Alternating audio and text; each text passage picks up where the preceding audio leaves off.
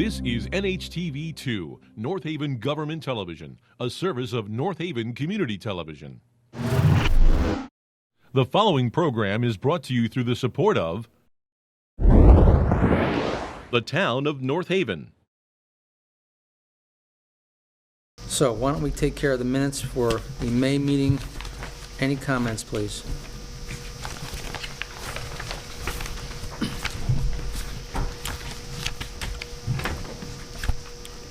If there are no comments, I'll take a motion. Make a motion. Second, please? All in favor? Aye. Aye, thank you. Okay, we have Mr. Joseph Sanafani. He has been the CPA and accounting firm for our town for a number of years.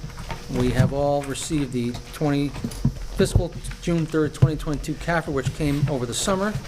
And Joe has a document to pass out, right, to help summarize the year?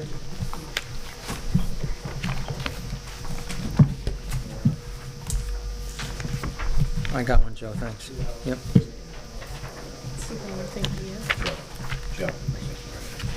Oh,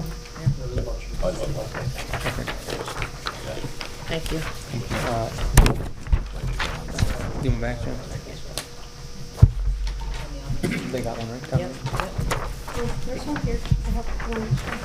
Here, pass that down. Would you mind? I have it. I have one.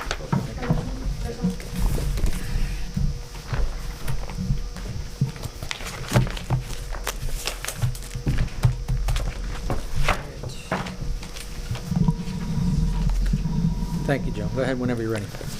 All right, so everyone has the handout. I'm just going to use this as a guide to kind of walk through the two documents we're going to talk about, which is the audit report, ACFR for short, and then the federal and state single audit, which is the smaller report.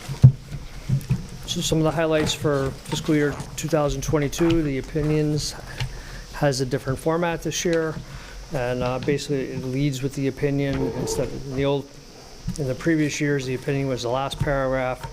The AICPA changed the format, so now it's the first paragraph. So it basically covers the same type of things. It just gives you the opinion on the financials first instead of last.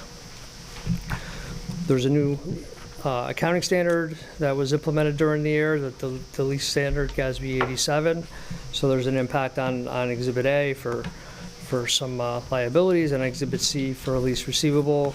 Deferred inflow, we'll look at those, and there's several different footnotes, new footnotes related to the lease required disclosures that were added this year, and they're referenced kind of down below. We'll look at those also. So starting with the opinion on the financial statements, it's unmodified, clean opinion, which is the type of opinion you're looking to get. On pages 7 through 18 is the management discussion analysis. This is a good executive summary at a very high level of the fiscal year operations. It talks about several different results, your unassigned fund balance and 8.91%, some of your budgetary highlights. Revenue amounts were below budget by $856,000. We'll look at that in a little bit more detail. Expenditures were below budget by $970, and the MD&A kind of discusses the drivers behind those, and then we'll also talk about them in a couple minutes. Certificate capital asset activity, these are your capital assets or fixed assets. And so some of the larger items, you get construction in progress, increased $2.8 million for the Second Point Bridge. For Valley Service Road, it was about $1.3 million increase. Basically, that was what you spent during the year on those projects. Purchased fire alarm equipment for $281,000, and for the WPCA fund, the universal pump station was placed in service, and that was about $1 million. So moving on to general fund, the unassigned fund balance, which is on Exhibit C, also on Schedule 1 was the $9,885,000. The net change in fund balance, total fund balance was the $118,000.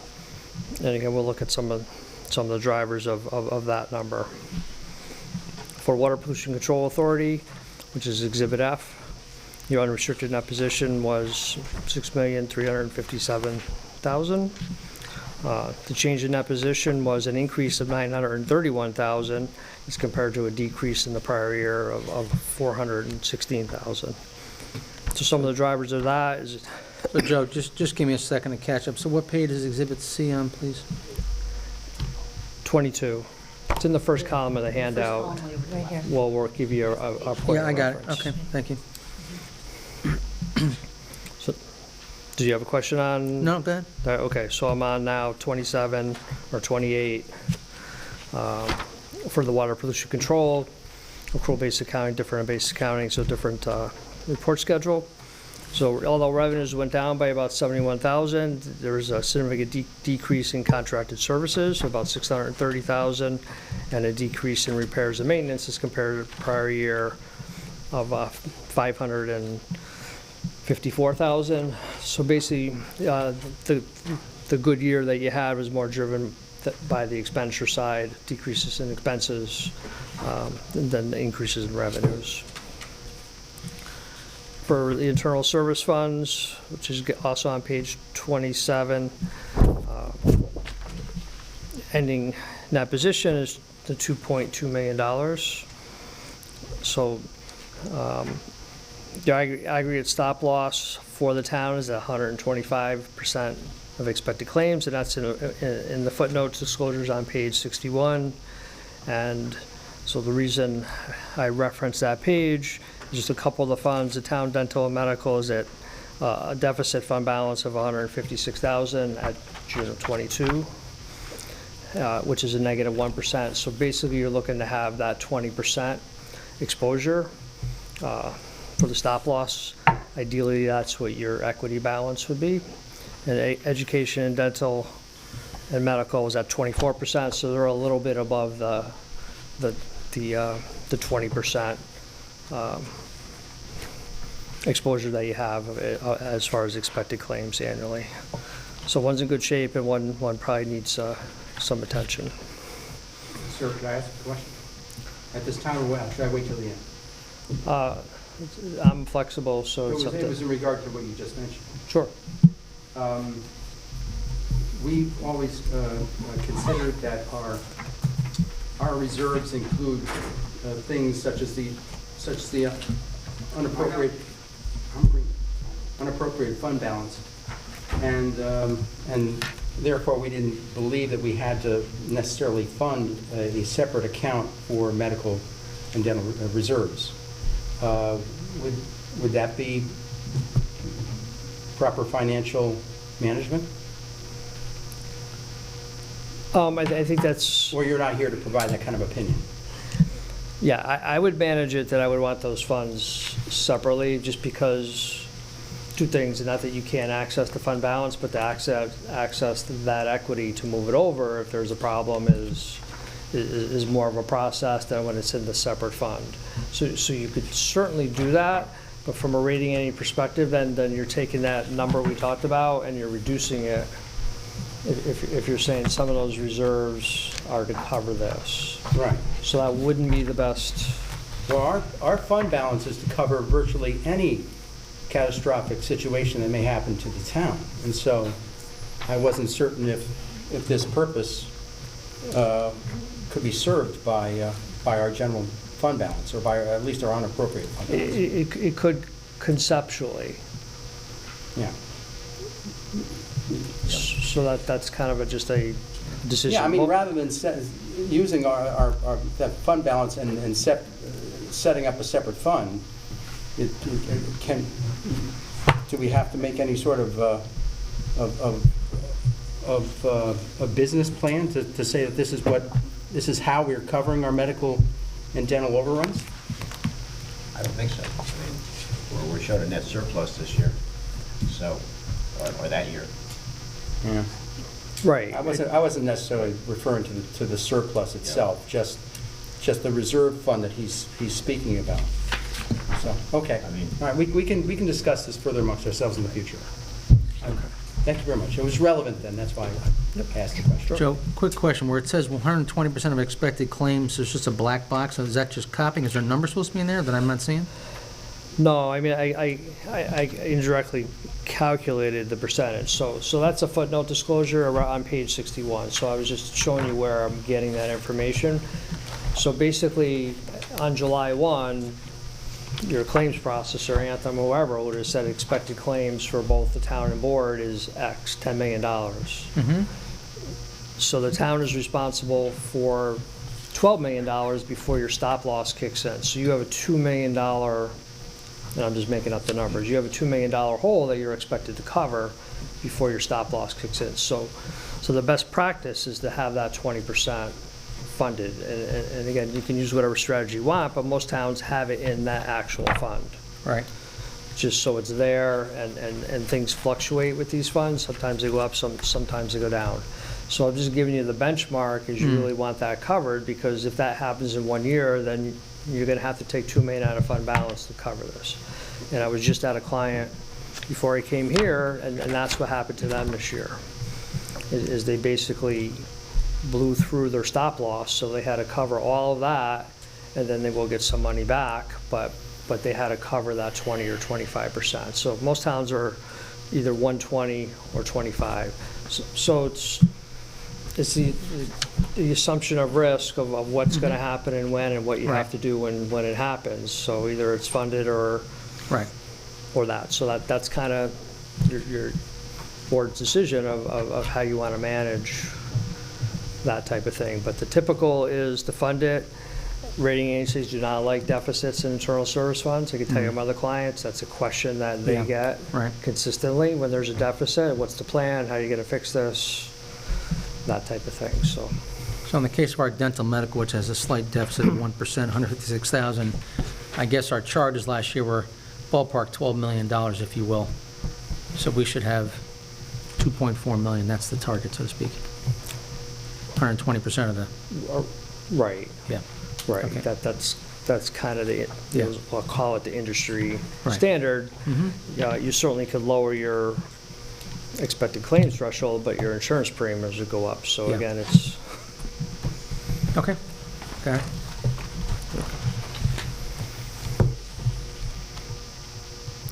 all right. So for the year, the change in that position for all your internal service funds was a decrease of $315,000, and $400,000 of that was the town medical plan. So a couple other ones had some slight positive variances. So for the footnotes, 50 pages of footnotes. I'm only going to point out a couple of them. So again, as I mentioned, there's several new lease footnotes. Policy note, receivable note, liability note. So the pages are listed there, 37, 40, 48, 59, and then 91 is going to be the prior period adjustment note. So because it was an implementation new standard, we basically increased assets and increased liabilities for the same amount. So there was no impact on equity for this change, but the way the leases work is you had to record an asset for right to use and a liability for what you have to pay for that right. And at July 1, 21, they were the same number.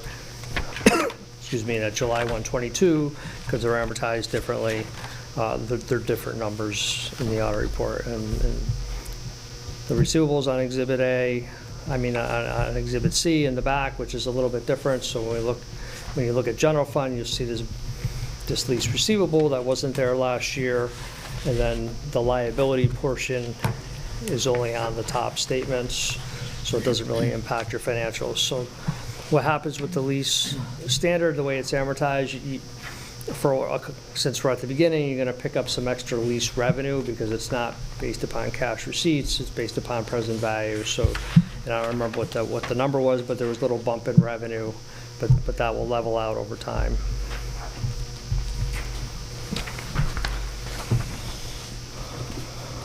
So general fund budgetary basis. So I think this is the most valuable statement to look at. That's on 92 and 93. So this is basically shows your revenue and expenditure budget the way it was adopted and what the final results were. So the revenues exceeded budget before use of fund balance by $1 million. The big drivers for that were intergovernmental revenues, a couple FEMA grants that you received for about $900,000, helps you in that respect. Then income investments was up $162,000 over budget, which is pretty consistent for all our clients, because everybody's very conservative in that estimate, and the interest rates went up, and most towns did very well compared to budget as far as investment income. So after the use of fund balance of the 1.7, you end at the 857,000. That's the last column on that schedule. Excuse me, I have a quick question on page 92 where it says municipal projects. I believe we budgeted 1.860, but I believe, and correct me if I'm wrong, Mr. Frieda, but I think we received 2.2 million that year. And again, this is for fiscal year 2021, 2022. Yeah, that's about right, I think, yeah. Is Yeah, that correct? I think some of Yeah. the revenue was in that other fund. Well, where it says actual received 1.860. In the general fund, yes, that's how much revenue was recorded. The rest of the revenue was recorded in the other projects. It's whatever we use in a given year. That's, the rest of it went into the special fund, into the MRSA special fund. So Right, but we that's it. certainly didn't use 1.86 million. That's what we budgeted. We used about 900,000, give or take. 939,000. Okay, I'm To sorry. be more exact. I'm sorry. So I'm just trying to understand, since I'm sure you appreciate the way that we've handled MRSA up and through this particular fiscal year has been a little unconventional in that we do not acknowledge it as revenue, and then we record it as negative expenditure. So there's some adjustments that need to be made in order to have it be reflected accurately. Joe, Nancy's talking about our internal reports that we get at this meeting. And at the end of the year, Ed and yourself would basically sort of reverse it out, show it as revenue, and gross it the expenses, I believe, as opposed to, I think, what we were doing. Right. Right. Last year, when you gave us this sheet, I'm sorry to interrupt, you definitely increased the revenue side by the total amount of money that we actually received because we were recording zero. So that needed to be increased, but you didn't last year adjust the expenditure side, which was showing a negative number. And so that's why in this year it's even more confusing, because we budgeted for one amount and we wound up getting an additional $400,000. Well, I'm not sure And how that's we what could have, received. I'm not sure how we would have grossed up the the revenue side, not adjust the expense. It doesn't sound like accounting to me, but I'll leave it up to Joe to comment. Yeah, no, the expenditures were grossed up because, like you said, there's two sides to that Yeah. entry, so. So that was corrected in total because that wasn't GAAP the way it was being accounted for. So for GAAP, for external reporting, you gotta report it. So the effect on your bottom line is exactly the same, but for external reporting, revenues need to be recorded gross, especially state revenues, because I gotta audit these programs, and if you net them, it causes a lot of problems with trying to figure out what to audit and how to audit and what the costs were and that type of thing. So all intergovernmental is definitely, if nothing else, get grossed up. But GAAP accounting is all revenues are recorded in a revenue account, all expenditures should be recorded there. The exceptions are little reimbursements or refunds or something like that, you credit expenditures. But if it's truly a revenue, it needs to be recorded as a revenue.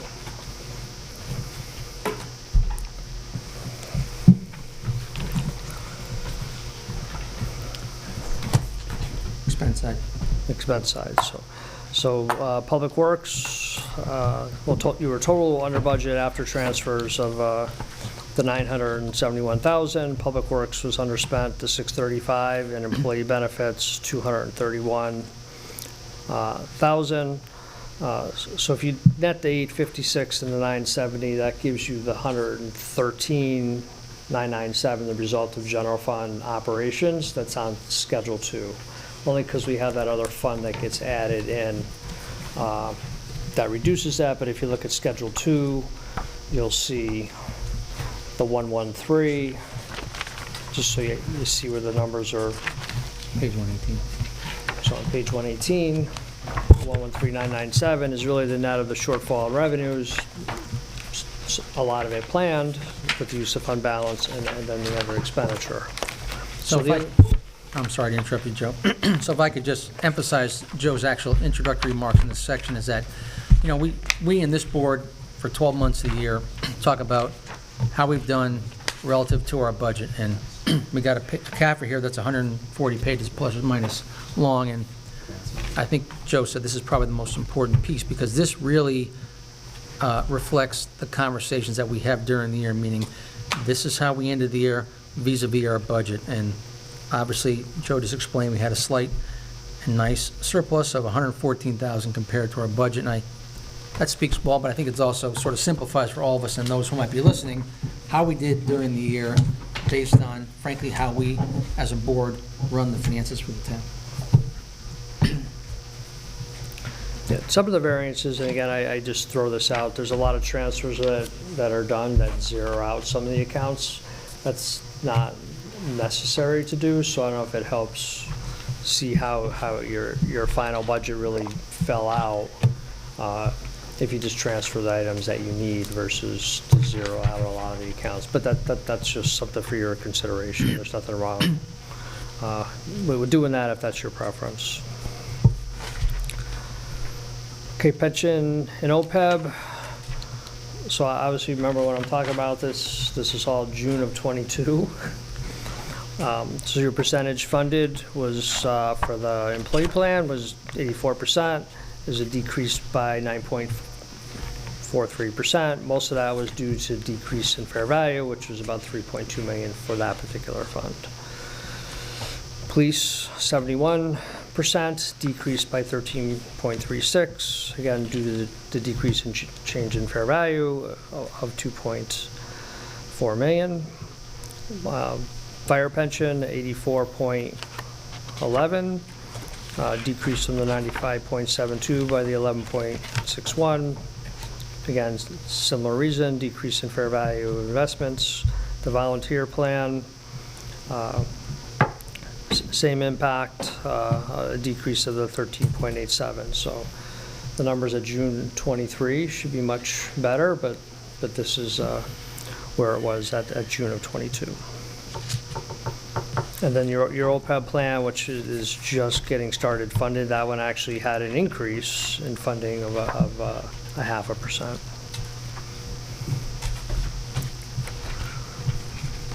So those are my highlights on the financial. The rest of this was kind of the single audit and some other things. Are there any, you want me to finish this, or you want to ask questions on this part before I go to the next part, or?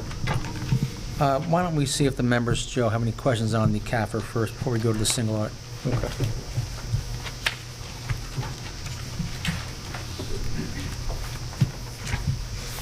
Anyone? Well, the conclusion of the 114,000 surplus, that's inclusive of all town activity, including Board of Ed? It includes Board of Ed, yes. Does include Board of Ed, okay. Now, Well, their general fund, because the Board of Ed has grant funds and other things too, but the Board of Ed right. general Why- fund, yes. Yeah, and did you consider that the surplus that the Board of Ed had, that they retained, do you consider that to be residual surplus in terms of the outcome of the budgeting from that given year, or do you not consider it surplus in that they are able to retain it for spending purposes? It's not surplus or fund balance in the general fund, but it's sitting in their grant fund so that those monies are over there for their use, or if you're using the statute, normally that's approved by the Board of Finance when they go to use it. But when you look at general fund, it's outside the general fund, but that money is there in their grant fund to spend. Okay, yeah, I know you take a lot more into consideration with that 114,000 than we do in terms of our simplistic budgeting of expenses and revenues only. And so I was just trying to reconcile your figure with, or just understand the difference between your figure and the summary sheet that we received from the finance department for that fiscal year, showing that the town had a surplus of $96,000 and the Board of Ed had a surplus of $172,000. Is that from a year ago, Mike? What is that? Yes, that's the year-end summary of But that, you're saying we got that last, 21-22. That's what we received A year from ago. our finance department. a year ago? Yes. Yeah, okay. Okay, all right. And just to piggyback on that same question, Mr. Santafanti, the Board of Education was claiming to have a $75,000 surplus, meaning unexpended funds. That's the term that they use. But that includes $640,000 that they put into two special funds. So not grants, but two special funds that are technically extra budgetary. And they did so at the very end of the year, not throughout the year, but at the very end of the year. And that money was not spent during fiscal year 21-22, but it was made available to spend in the following year. So then the question that I'm following up on is their unexpended amount technically $75,000 or $75,000 plus any amount that they have put into these special funds? This is 75,915. That's the technical number because the board authorized them to put it over here. So it's expended because this is an annual budget, and the purpose of putting it over here in the other fund is that it doesn't lapse. That's what they call it, a non-lapsing fund. So 75,000, the number right here on this page, that's the number. The other fund is something that could get reported to you separately, the status of what's going on, but it's not part of the general fund. So for general fund purposes, it was spent. Right, but it's not, it wasn't technically, that money was not spent in that fiscal year. So for the purpose of reporting to, say, to the state or to the federal government, wouldn't you have to back that transfer out? For the EFS reporting to the state, yes. Payments to reserve funds do not count as expenditures. Right. But for your purposes, it does. For general fund, it's spent. For EFS, it's not. Okay. And thank you, I'm sorry that I misspoke. The sheet here he's great. Board of Ed surplus last year, given by the Finance Department, was $75,915. There was the total between the town and the Board of Ed, which was $172,595. So I apologize for misspeaking. Thank you. Sure. Any other questions on the CAFR before we go on to the single audit? All right, so the single audit report, we do one for federal, one for state. The state one does mirror the federal model. So for federal single audit purposes, the town expended $10,267,000. We had no findings or question costs or any issues with the programs that we tested. On the sheet, it lists the programs that we tested: highway planning, construction, which is basically bridge construction, so the Saga Point Bridge, the coronavirus state and local fiscal recovery funds, or ARPA, as everyone likes to call that, education stabilization, which is the ESSER fund, and then disaster grants, public assistance to FEMA. As I mentioned, the town had received some reimbursements during the year, so those funds were audited also. So for state single audit, again, no findings or question costs. The town expended $9,936,000. Again, we also tested programs there. It's a risk-based selection. So open choice program, which is an education program, tiered pilot, MRSA pilot. That's just your old tax reimbursement. They just renamed it. Municipal grants and aid, because of the dollars, that one we end up testing every year. And then the STEEP program. And again, as I mentioned, no findings or question costs with any of the testing that we performed for either of those, for federal or state. All right, so I'm not sure if you have with you, but we did provide a communication to those charged with governance, which is a letter that just talks about responsibilities of both me and the town, and confirms that we're independent, and any adjustments, any significant adjustments are attached to that. And then what's new for '23 is we have this new standard, GASB 96, which is subscription-based information technology arrangements. But so if you have software subscription, your financial software, other softwares, education has quite a bit of software, all that has to be evaluated, and the accounting is going to be the same as for leases. So if it meets the criteria to be recorded, you'll have to record an asset for right to use and a liability for what you have to pay for that right. The other item that's pretty standard in all our clients is the police body cams, and that one's very complicated because that's equipment, it's software, and it's storage. So that one, almost every single town has because of the statute that says they have to have them. So that's what will be new. So there'll be all similar footnotes to leases. All the accounting is very similar to the lease accounting that was implemented last year. So, Joe, I'm not sure we got it, but the management letter, no, where you say letter provided, discussion responsibilities, independence adjustments, maybe it's that letter, but there's no matters requiring attention that you saw? Yeah, based upon the audit being issued at the end, we didn't have any recommendations. You had a whole brand-new team, so there certainly are some things to work on, and we've been working with Ingrid and Rich on addressing some things, because with the transition, and it was a challenge to figure some things out, but I think we have a good path now. Okay.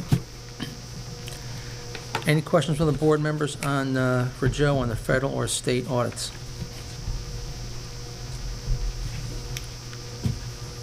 I just have a very general question, if no one else has a question. Does anyone else have a question? No? I just have a very general question for you. This is kind of a hypothetical one. If, as part of our budget, and I understand this is for internal purposes, but if as part of our budget, in our revenue budget, we assign certain amounts of money in order to support our budget, so sources of revenue that are effectively, we're paying ourselves from our general fund, whether it be a cash surplus of appropriated funds or special revenue fund transfers from our special funds. Are we obligated to actually make those transfers, or is that something that's discretionary at the end of the year? Yeah, you're not obligated, and special revenue is a good example, to make those transfers. Even though it's a designated source of revenue that supports the budget, because we wouldn't turn down other sources of revenue, correct? Conceptually, but just from a management standpoint, if you had a really good year and didn't need that revenue, and maybe you need it next year, a decision could be made not to transfer it because it is internal. Joe, can I jump in on this? Sure. Answer the question? Yeah. So you're going to see in these reports at the end of June 23 exactly what we're just talking about here. We're not obligated to do it. The special funds report in the June ending 23, let's say we had 500,000, whatever that number was, you see that we didn't spend any of it. We didn't need to, because our expenses came in so much under budget that it offset the fact that the revenue didn't come in. So we end up in 2023, let's say roughly $180,000 surplus.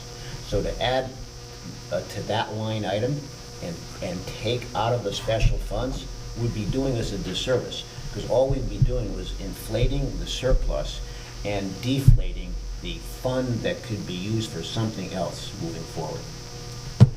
I guess what I'm asking is from a transparent accounting standpoint, in making that decision, you are artificially representing the finances. So rather than reporting a $220,000 surplus, you could be reporting over $1 million surplus, because that would be the reality if we actually proceeded with collecting all of the 100% of the revenue that we could collect. So in not doing that, we are not necessarily presenting a transparent picture of both the revenue and the expenditure side of the budget. And again, this money will just go back into the general fund. So it's kind of a non-issue from a spending standpoint. It's more from an ethical accounting standpoint. I mean, I don't see it that way. I mean, Joe just mentioned we're not obligated, so. So, Joe, if you could please. Yeah, you're talking philosophically, so I answered your question, so that's your opinion. Right. I don't necessarily agree with that. So you're not obligated to do it, to manage the budget. If you didn't need to transfer it, you know, my philosophical thing is leave it over here, because next year you may need it, so. But it would still be there, right? Because it would still be surplus, right? So it would still be in the general fund. It's not like you're actually spending it. All right, Nancy, if I didn't, you don't mind. Okay. Joe's here for the CAFR. I wanted to He just did hear answer the that before question. we got into the other discussion. Thank you. All right, I don't know that we need a motion this time, I think, do we? Sorry, just have one. Sorry, Mike. One comment. Yeah. Sure. Yeah. It just has to do with the timeliness of your reporting to us here. The original target deadline for the CAFR to be completed was what is the state deadline on that? December 31st. Thank you. And did we have to apply for extensions for each 30-day period past that? We got numerous extensions, Mike, and although the report didn't come in December, it came in inside our last extension. Yes, and of course we know the many factors that contributed to it, including an understaffed finance department and a change in the Muni software package. And of course the loss of Mr. Swinkowski is still being felt because he was so involved. Do you feel that you had sufficient manpower to complete the task that was in front of you? And more to the point, do you believe that whatever caused this, or whatever situations that caused this situation, that this delay, can you guarantee that we won't face the same postponements next year? Certainly can't guarantee anything, so I think sometimes there's a misconception of the audit process. So I can only audit the information that I have. So information flow is critical. So if I don't get information to March, then you're not going to get your audit until after March. So like you said, there are a lot of factors that are involved in that, but I'm independent. I can't create the records. Certain things I can assist with, and certain things I cannot. But until I have the information, the audit doesn't get issued. So basically, I need 6 weeks lead time to be able to issue the audit on time, to have 100% of the data that I need. So the guarantee starts with that. And again, there are a lot of challenges. There's a lot of stuff that was learned and is being learned as far as how to manage the audit process differently. But I can't predict the future as far as when I get information, where the finance department is with closing 23 and the timing, when the actuaries get information. There's so many variables. So we do the best we can. When we get the information, we work on the information. So, one final comment. So, I'll give you a good example, Michael. So, Joe was looking for a report that the finance department didn't have, and I had the report. It was on one of our investments, Sideline. So that caused the delay. So, there is always going to be potentially a delay. I can tell you, being part of CCM, that as of about 4 weeks ago, there were 47 municipalities that are still not closed yet with the audit. Because, again, they file for extensions. You have until December 31st. I can make an argument that despite all the new people we have downstairs, we really only were a couple of months late. I think that's remarkable. Joe closed it by the end of June. So we had a couple of different extensions, well within the state guidelines, keeping in mind what Tim just said, December 31st. So despite all of the transition, and despite the finance department not having the reports that I had, because after Mr. Swinkowski passed away, I was the director of finance, I think you did a remarkable job working with the staff and getting this done by the end of June. So we were spoiled because we usually receive this report in January? Well, we usually receive it in March, I think it was. So, Last year was March, Was so March, that, Yeah. right, Usually it's right. yeah, previously it had been more But we time. talked about this, Mike. The last meeting, I made the comment about changes and changing, a major change to a system and finding reports and new people, so I thought we had discussed this and put it to bed. You can't guarantee anything. We can't guarantee that we're gonna walk out and go in our car and get home safely, so how are you gonna ask about a report? I was asking for his perspective on this, and But- which, you know, but- because, we do know what we know, but he knows. But he explained, if he gets it late, it's going into a queue.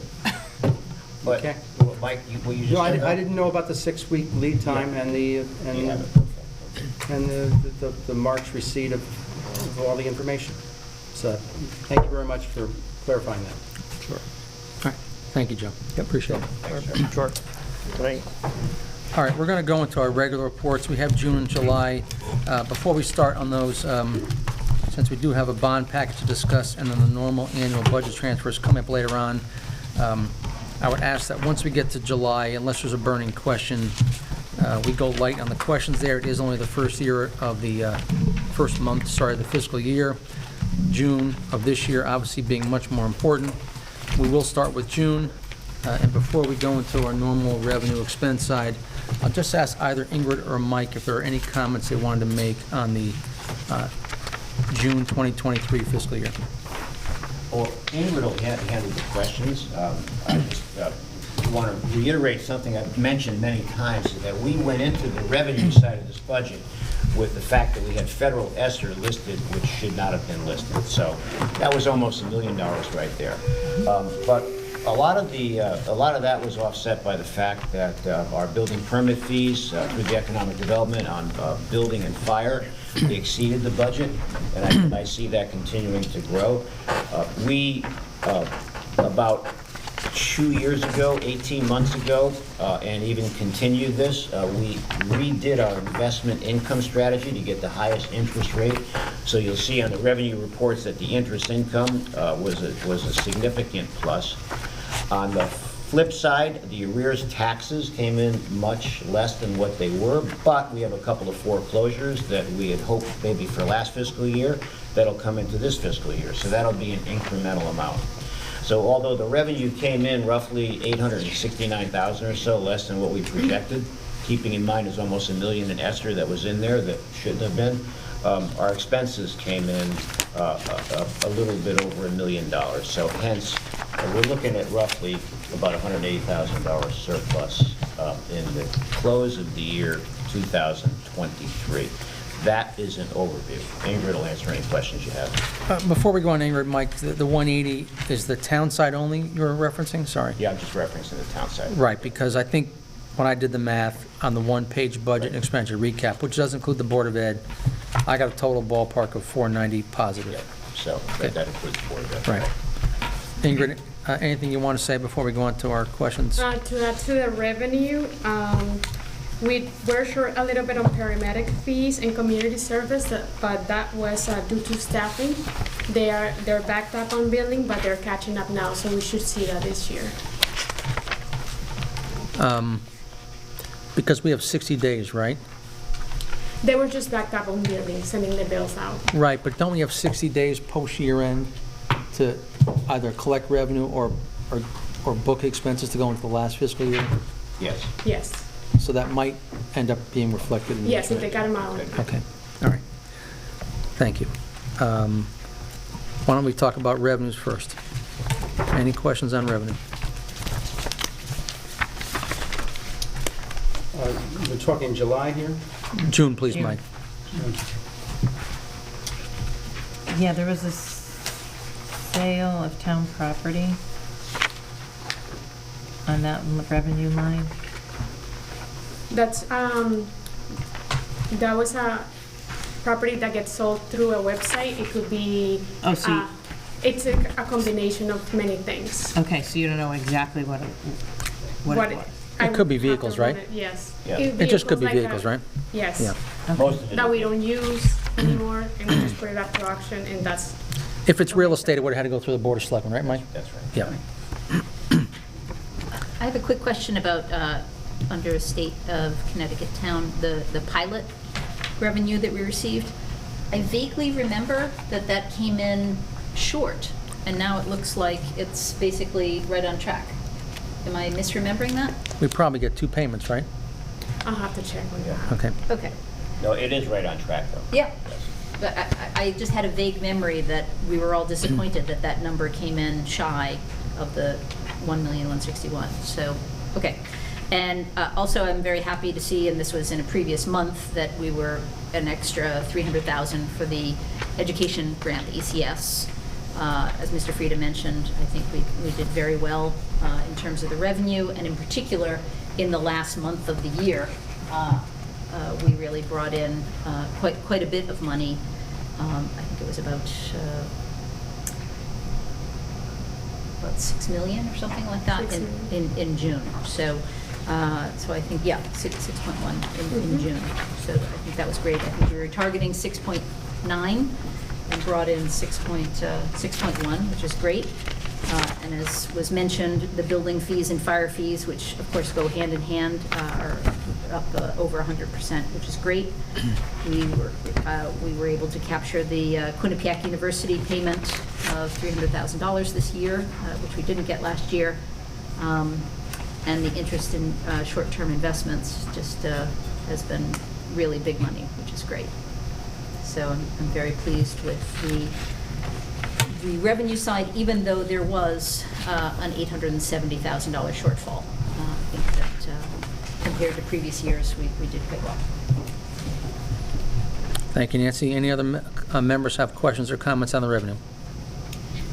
I think it was very intelligent of the finance office to find uses, applications, or whatever was necessary for the entire grant for municipal projects to be added as a revenue item in this budget. So that 2.249 is good because it allows us at the end to diversify any of those funds that help contribute to the surplus. Related to that, do we have an estimate for the actual amount of that 2.2 that was actually appropriated for streets and roads or any other usage in this last fiscal year? We are still working on that. They have or will find a way to For apply that. it. Yeah. Yeah. All right, why don't we go on to expenses? Any questions on the June 2023 fiscal year expenses? I mean, just from an overall perspective, we saw like building supplies, repairs, technology payments for software, some wage differential, and that's kind of a theme. I kind of summarized it up versus looking at every single line for something that went up, something else went down. So that was kind of my summary of June. Did you look at oil and gas by any chance? I'm just curious. I did not. I know we were worried about that one. Yeah, I did, but I don't remember. Okay. Oil and gas.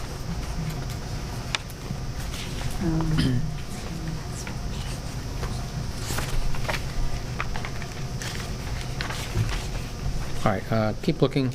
Any other members have questions? Just a comment, 30 of these categories came in under budget, which was a driving factor to us coming in about $1 million, $1,089,000 under. And there were 14 that were over. And 40, yeah, so. Yep. If you look, I mean, you'd have to go through them all, but some are higher and some are lower, so. Yep. So some were Yeah. right at 100% and some Yeah, were pretty much in between. somewhere over.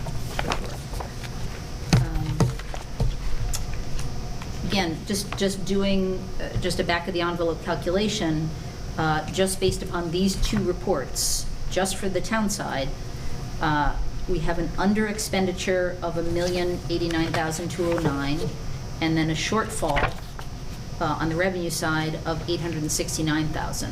So to me, that sounds like a $220,000 Yeah, surplus. however, I'll ask Ingrid, you can explain this. There's a $35,000 entry on the expense side that's going to be moved out. Ingrid, you want to update them on that? Yes. On our expenses, on our capital expenses, historically, when we appropriate this money in our budgeting process, we should be moving that. We're going to be moving that to an accrual process. That way they can use the money for what it's intended to be. So we expense them out in different project categories, and then they'll have those funds to be able to use it for those specific purposes. So the 35 coming out brings the surplus down to about 185 or so, 188. Yes.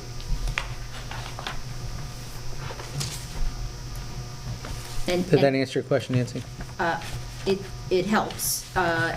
Within capital, there were a couple of items for the senior center. Have they just been cut, or are those paid for with ARPA? I didn't remember them on the long list that we received of ARPA expenditures. I think the 100 chairs and then some senior center painting.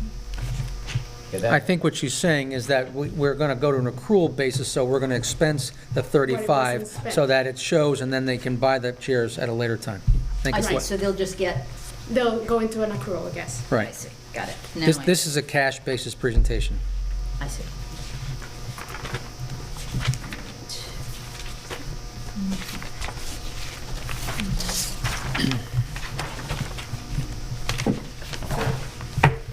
And again, since this is the first year that we're not applying MRSA funds in real time to streets and roads, how is it that streets and roads was at 100%? I guess I expected it to be over, and then after the fact, we would apply the MRSA funding to cover that differential, but in fact, they're reporting 100% without any, help from MRSA.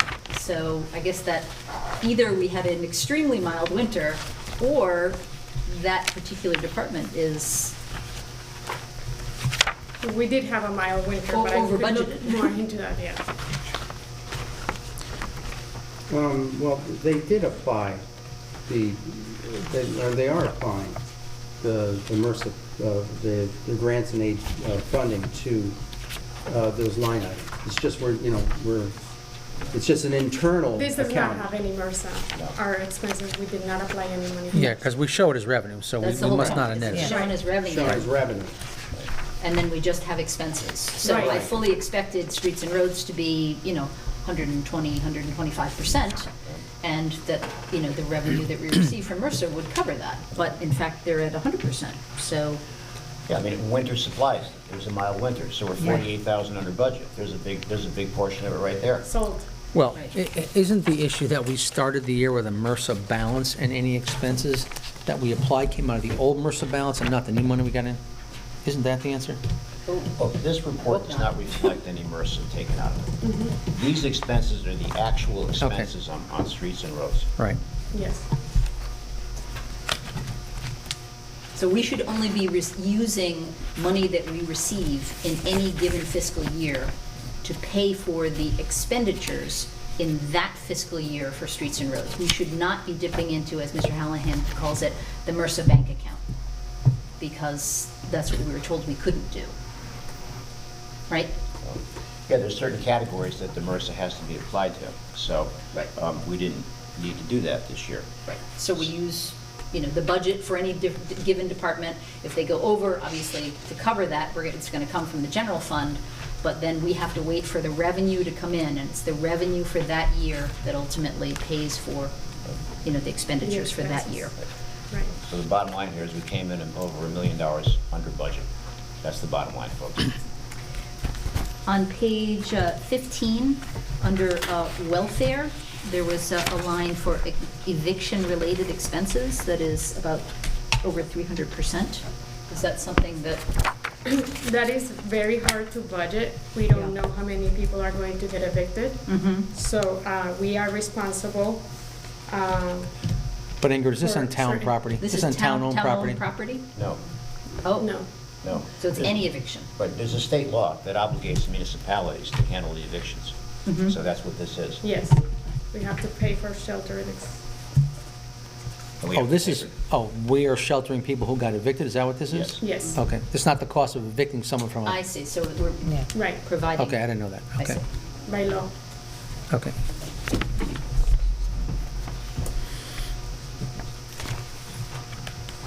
Anything else, Nancy? I think that's it. Thank you. Any of the members have any questions or comments on the expense report? If not, we'll go to special funds.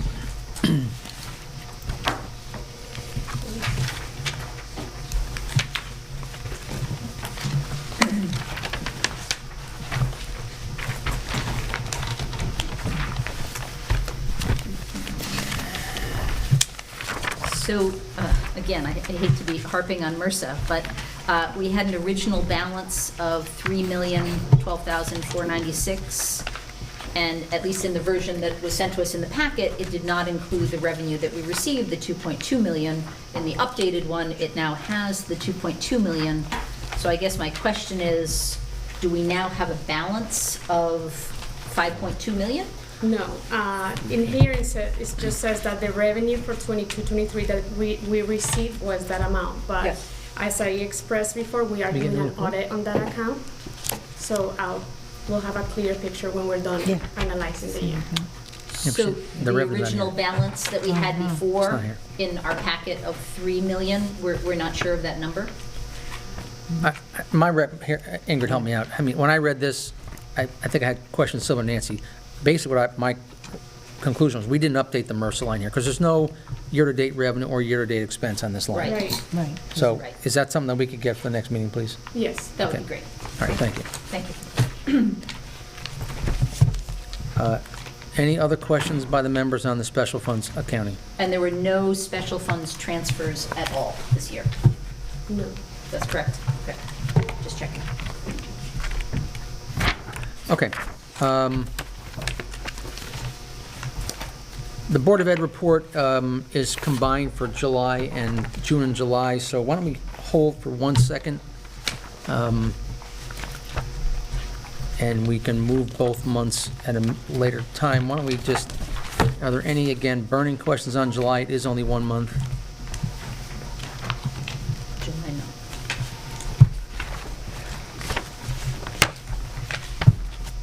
And I guess we just have to get used to the date at the top of the page is the second year of the fiscal year, correct? Well, it should say, So- it does say fiscal year 2024, but it still should just say July 2023. Right, So but that's a the mistake. implication is that it's fiscal year 23, 24, but it should say July to 2023, right? Right. Yeah. That is an error. Okay, just wanted to make sure about that. We'll fix that, that's a Yeah, good one. it's not a big deal.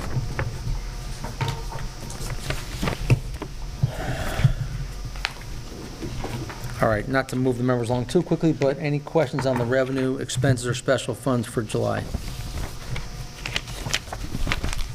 Not including Board of Ed, correct? No, we'll do, okay, so Yeah, hearing none of that's- that on the town side, we do have a Board of Ed report that covers both months. Any questions, if we can, answer them on the Board of Ed. I think, by the way, if the members read this, they realize that Mr. Wardlow has, I think Mike said it, right, has left the town. He had a little bit of a good goodbye in here, but any questions on this report from Mr. Wardlow? Yes, I have a, first a question. In the form that we received highlighting the end-of-year report, meaning the appropriations, expenditures, and recap, it says that the Board of Ed had a surplus, or unexpended, excuse me, of $306,000, and Mr. Wardlow is reporting $441,000. Do we have any insights about I was going difference? to speak to that, because I've got all the corrected numbers on that. Okay. I spoke to Mr. Monaco. And does the whatever the surplus number is, does that reflect any transfers to This is medical just and a dental recap, instead? I'm sorry, this is just a recap on expenditures. It doesn't have revenue. Oh, they don't have revenue. It's an expenditure, yeah. Yeah, we're talking about expenses here. So, does the Board of Ed report of $441,000 unexpended reflect any transfers, as they have done previously, to medical and dental or special education, meaning their special funds?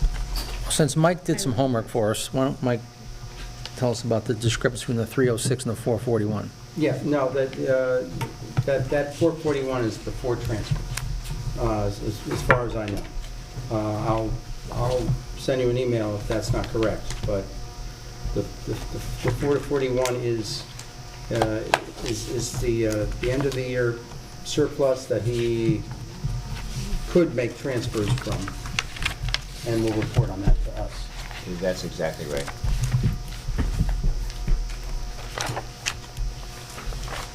So at some point I can, There's this page number 3.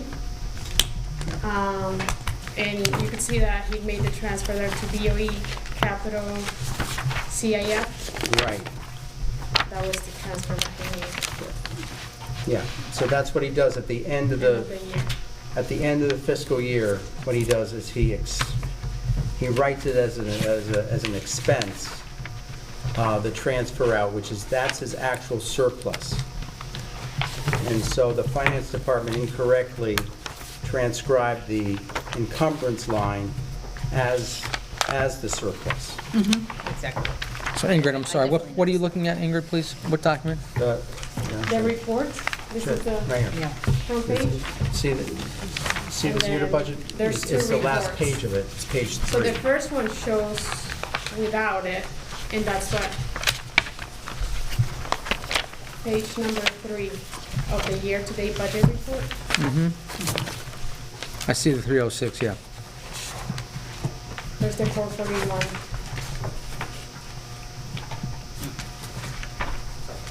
So where's the transfer we're talking about, Mike? That's an encumbrance is what it is. No, No, it's not an no, encumbrance. it's the line of, it's the last expense line of the year. 8200 CIF. Go up three lines, go up 3 lines. Sorry, no. The 441, Yeah, I see it. Yeah. okay.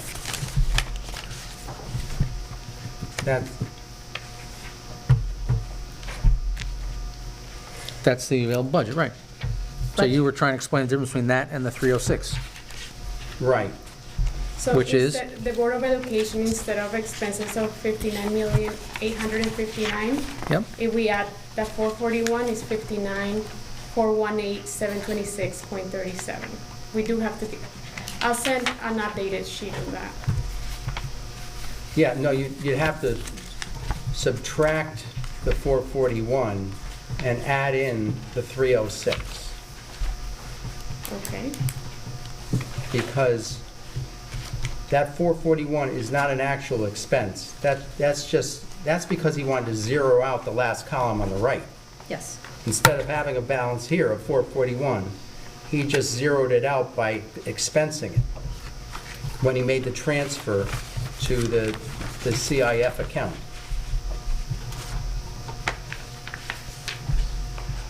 I got it. So that was not an actual expense. So that line, the 59,859, should be reduced by the 441, and the encumbrances should be added, because those are expenses that will be incurred. So you add that back in, and the total, well, if you As go to... Mr. Santefani stated, that if he transferred that money, it's an expense. From his standpoint, not from ours. Right, That would be to a different fund, so this is the general fund, their general fund. Right. And there was no mention of that in his memorandum, which he did last year. Last year, he said this was the surplus, including transfers of 400 and 240 to these two separate special funds. This Well, year, it's there's actually in his very first line, right? He does say there was a $441,000 unutilized appropriated funds, and upon our approval and the Board of Ed's approval, they'll go to the non-lapsing fund. So it is in his So that's first... just leftover money. I guess what I was addressing is Nancy said he didn't mention it. It is mentioned as far No, as no, no. I... What I'm saying is he's not talking about any other transfers that they did independent of this 441. That's been my question all along. Is have they done any other transfers independent of this? And they can't be putting this money into a non-lapsing fund before we vote on it. They should be reporting this as a surplus. All right, well, I think he does say clearly on the first page that he needs our approval and the Board of Ed's approval. I see what you're showing me. I'm not saying I don't see it, Nancy, but he clearly says he needs our approval.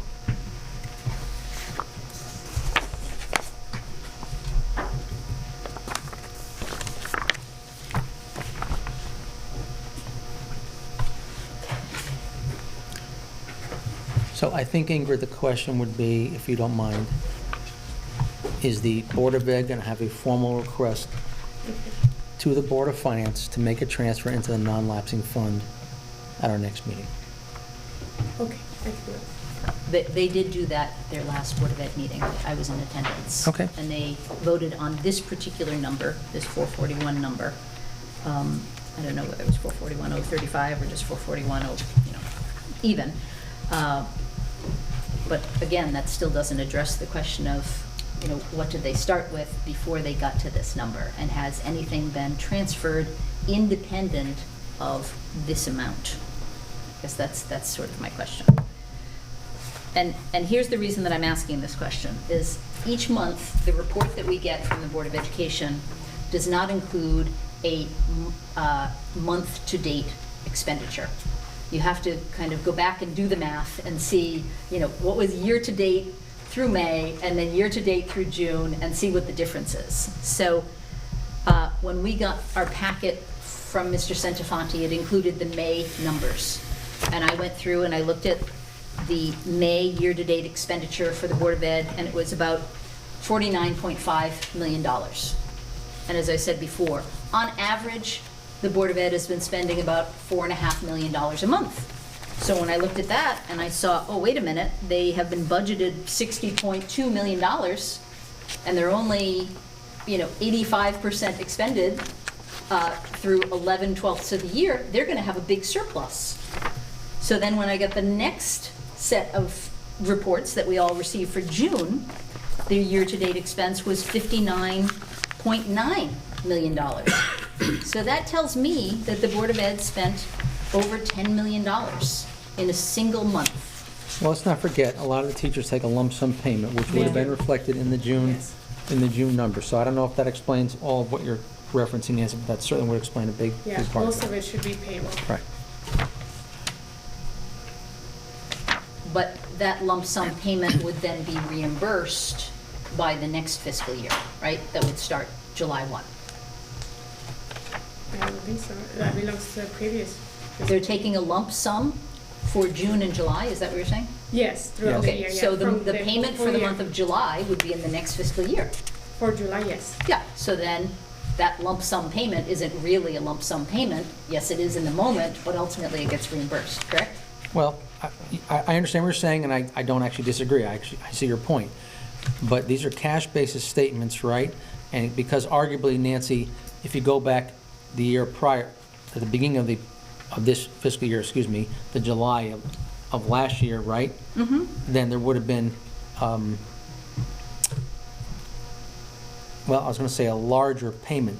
That's actually not true, if it was an accrual basis. But I'm guessing these are cash basis statements. That's my guess.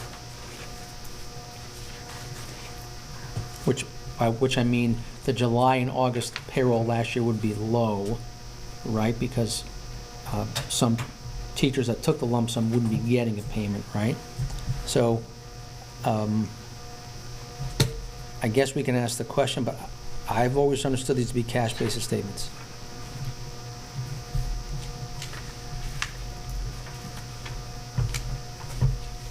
Michael? Well, I guess, as I understood it, the purpose of setting up the non-lapsing fund was to avoid a big run on expenditures in the last month of the year for the Board of Education. We've had this conversation before, though. Right. And I don't want to get into it now because we've talked about it a lot, and we still have one or two more things to accomplish tonight. Sure. I think Jeff made it clear that, they could move some money into other expense lines if they had to, right? And we've got some reserve accounts.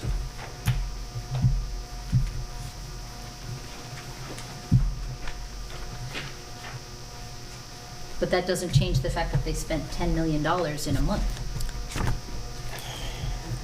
Right?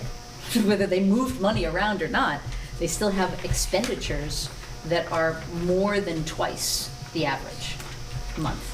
And there are some months where they have $3.7 million in a month that they spent. So it's not a tight number of $4.5 million. Did the finance subcommittee of the board make a report when you were there last month, or this month? They did not. Because it was just Mr. Stirk, Superintendent Stirk. Right. And so the only thing that he reported was that they ended the year with this $411,000 under-expended, and that it would be their recommendation to actually put it into this non-lapsing fund. And it also says in the memo, and utilize the funds expended related to capital projects which are currently not funded by the town, and/or to fund excess special education legal costs, which the board did not actually discuss. Right, my suggestion is that, Ingrid, if you ask the board if they're going to have a formal request, which it seems like they are, because Nancy already knows that they've asked the Board of Ed for the transfer. I don't take this as a formal request, it's sort of putting us on notice that one is coming, but please ask someone, which would have normally been Howard or perhaps Patrick, to come in person, and then Nancy can ask her question at that time about other transfers. Sure. And just one last thing, it could be that everyone else got this, but among the 3 reports that we receive every month for the Board of Education for their special funds, there should be one for capital, one for medical and dental, and one for special education. I did not receive the report for special education. In fact, I just received 2 for capital, so just duplicates. So if I could get the one, because that would be very helpful in terms of determining whether there was any transfer into special. Yeah, we got the capital report twice. Yes. Yeah, right. Okay. Thank you. Thank you. Any other members have any questions on the Board of Ed for either June or July? Hearing none, I'll take a motion on both sets of reports, both the June and July reports. Make a motion. Second, please. Second. All in favor? Aye. Aye. All opposed? Thank you. All right. Next, we have a bond package to consider. Mike has a short presentation he'd like to give us to go over the request. Okay. All right, thank you very much. So I put together an 8-slide presentation to summarize and explain what you saw in one of the sheets within your packet. And I have Andy Bevilacqua, our town engineer here, and Lynn Sadowski, of course, whom you all know. And they're here to demonstrate that a lot of what you see here represents recommendations from Andy and Lynn to me. And I'm going to take you through an executive summary right now, and Andy and Lynn will be happy to answer any questions. So this 8-slide presentation covers grants that are out there that require now town matches. That's one component here. So if, as an example, there's a grant for $500,000, the town matches $110,000, we're viewing it that it's $390,000 worth of free money. So you're going to see part of the bonding package includes bonding for the matches. There's other parts to this, roadway and drainage improvements, including fall paving and the spring paving. And there's components here that you'll see that revolve around infrastructure needs that have to be addressed, because if we ignore them now, it'll cost us much more later on. So that tees it up, and I'll take you through this executive summary. Let's start with the recycle center. This is actually the transfer station. So what's happened here is that we closed down our transfer station over on Universal Drive. Essentially, it was condemned, it was out of compliance, and the town would have probably received fines moving forward because of the location and because of the condition. So what we did, because we didn't have much of a choice, we moved the transfer station to the recycle center. And when we moved it, we had some residential pushback on Elm Street because of the increased number of trucks that were going there, because we had put transfer station bins there. Although that was not too significant, we then found out that the transfer station, unlike the recycle center, is not grandfathered. It's an addition to a site that's grandfathered. So in effect, we violated our own zoning regs by putting it there. So it doesn't belong there.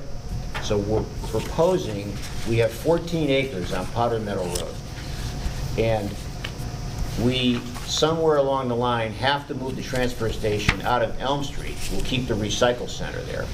And this $355,000 represents the cost of grading the facility, the cost of paving the facility, and the cost of putting in, for lack of a better word, concrete slabs or steps so that people using the transfer station don't have to reach too high to put whatever they're putting into a bin. So it's more of a safety issue, and that's built into the cost here.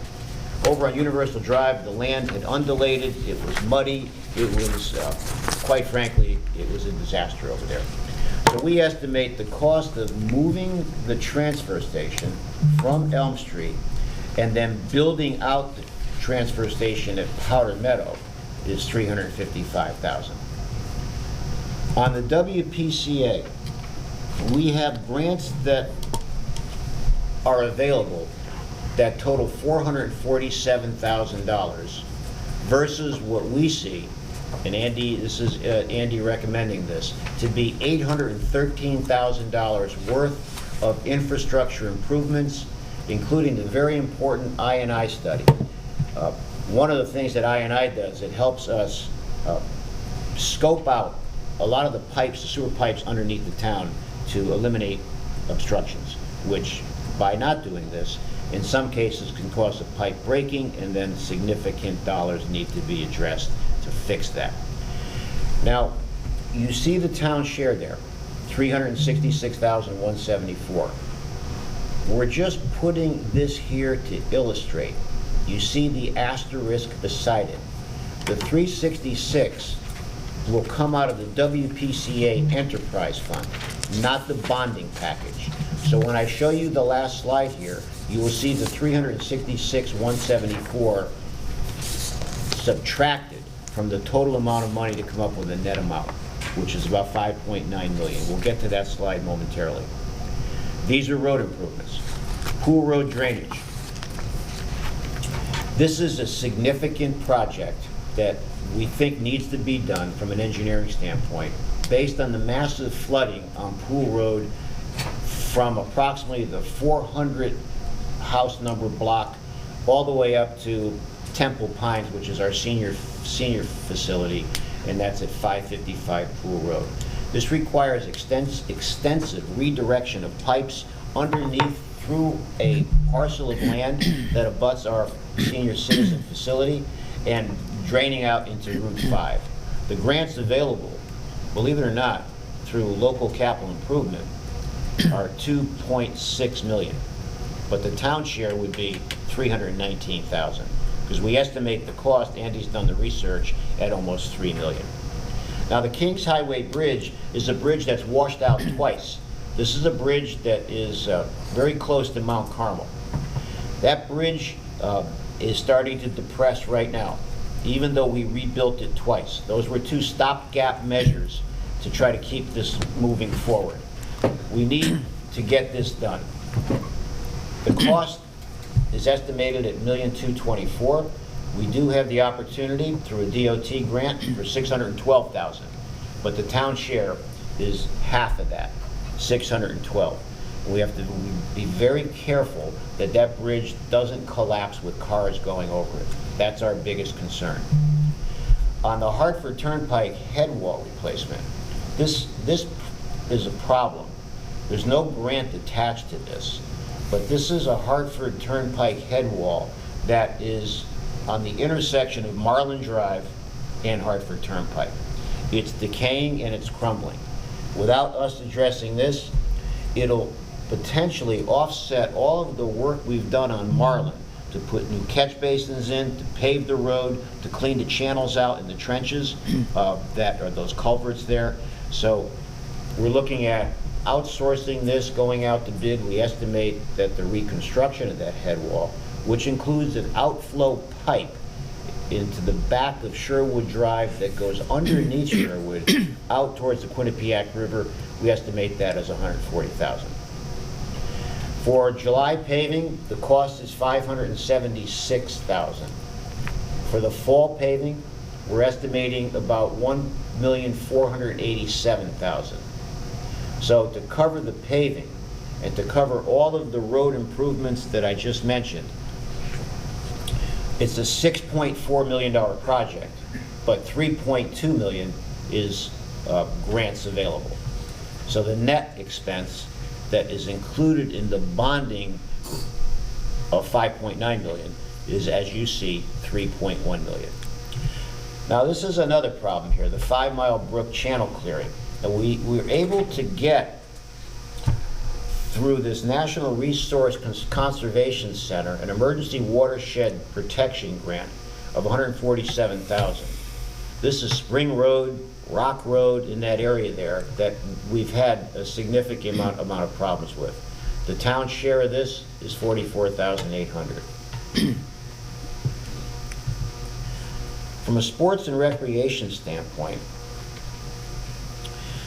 we have steep grants available for $281,322, but the cost of 2 additional playscapes we're looking to put in the town bandstand on the town green, which is not part of now ARPA expenditures, that 281 would cover 351, and the town share would be 70,000. On the lighting of the athletic fields, originally we had thought that the previous bonding package of about $3.5 million would have covered this. Unfortunately, we were once again a victim of inflationary pricing. As the bids came in, we had to value engineer this out, so we don't now have the money for the athletic fields to be lit. That cost is $398, of which there's no grant associated with it. Those are the athletic fields at DeMayo Field for the girls softball and the boys hardball. So the subtotal here, $469,000, the net amount for these items after we subtract the grants. Senior housing, really good news. We got the CBDG grant, that's a CHAFA grant for $5.7 million to update the entire Temple Pines at 550 Pool Road. So this is a very important 30-unit facility for us that we really need to help update. Linda's done a great job in filing for this grant, working with my office on that. So no town share on this. We're just pointing it out as we're getting 100% of it underwritten. Now, as far as the town buildings are concerned, there's a significant improvements that need to be done at the senior center. As seniors are going back to the center, there's some renovation that's needed there. The Senior Citizen Center is requesting about a 336 square foot addition to that for more rooms, more places to recreate, and more programs to be given. This ARPA you see there is not the ARPA that we had received. This is another senior citizen ARPA grant that's available beyond the money we've already received. And that grant's $175,000. So our town share is $75,000. The fire training bays, there's a steep grant out there that nets out to about $416,000. This is an extension of the Northeast volunteer fire facility that will add additional bays to store additional apparatus and will serve as kind of a focal point for training for CERT for the volunteer firefighters, those that are remaining, and also the paid fire department. This expansion to put more apparatus there with this fire training bag coincides with Quinnipiac having underwritten most of the training facility that's already built. And most recently, we had donations from Sims Metal Management to put containers there where the firefighters can have in-container fire training. And also, we had a donation to subsidize the concrete that was put there, all free of charge donations from the business community. So we saw this grant, we're applying for the grant, the town share is 109 out of what we know is a $525,000 cost. Then there's another grant out there, $250,000 for improvements in the library. Susan has come forward with some of the feedback from the residents. There's some things that need to be done there, perhaps an expansion of some of the computers and a relocation of those computers. People are asking for more of a cafe-type format in there, like a lot of public libraries have. So because there's this grant out there of $250,000 in free money, our town share is $250,000 for a variety of different improvements in the library. So that is what we're putting into the bonding request to the citizens of North Haven. The library roof. 7 years ago, we had a warranty on it. We had it repainted. The warranty's long expired. That library roof, there's no grant to it because in this case, we're not considered a distressed municipality. So we don't qualify for a grant here. That includes scraping, scrubbing, getting it down to the bare metal, and then repainting. Now the pool roof is a real problem. We had a structural engineer look at it, and it's almost deemed to be approaching an unsafe situation. The pool roof has been leaking. If you drive by there, it's a great concern of mine, Lynn and Andy's, that it's sort of, it's almost turning to rust, which we can't have. We don't qualify for a grant here, but that pool is the focal point for our residents, senior citizens, and our high school swim team. $545,000 is the estimation. Now, this building here was built in 1886. It's run down in many respects. I've delayed things here, but what came up most recently is during July when people were paying taxes, there's no central air conditioning downstairs. Downstairs, it's all window air conditioners. So when people coming in the hallway waiting, it was very hot in that lobby. Up here, this HVA system is antiquated. It really needs to be upgraded. The ceilings need to be looked at. We estimate the cost of improvements here, the flooring has to be improved, to be $600,000. BH Care, that's the company we have to oversee our clinicians and our counselors. There's $25,000 there in improvements in the offices over there. Library lights. This is over and above the library improvements. These lights were put in there in 2001, 22 years ago. The lights, the bulbs keep burning out. We're trying to replace the bulbs. The reason they're burning out is that these balusters here that you see, some of the components up there, there's no parts anymore. They're outdated, they're antiquated. So we're trying to avoid continuous blinking, lights going out, purchasing lights. The whole lighting has to be redone there. We estimate at $150,000. So the town share of the total is $1.9 million. And this is what you see in your packet. Backing out the 366 for the WPCA, which is taken out of the enterprise fund, what we're looking at is a $5,910,823 bonding package to be bonded and amortized over 20 years. And we're open to any questions here.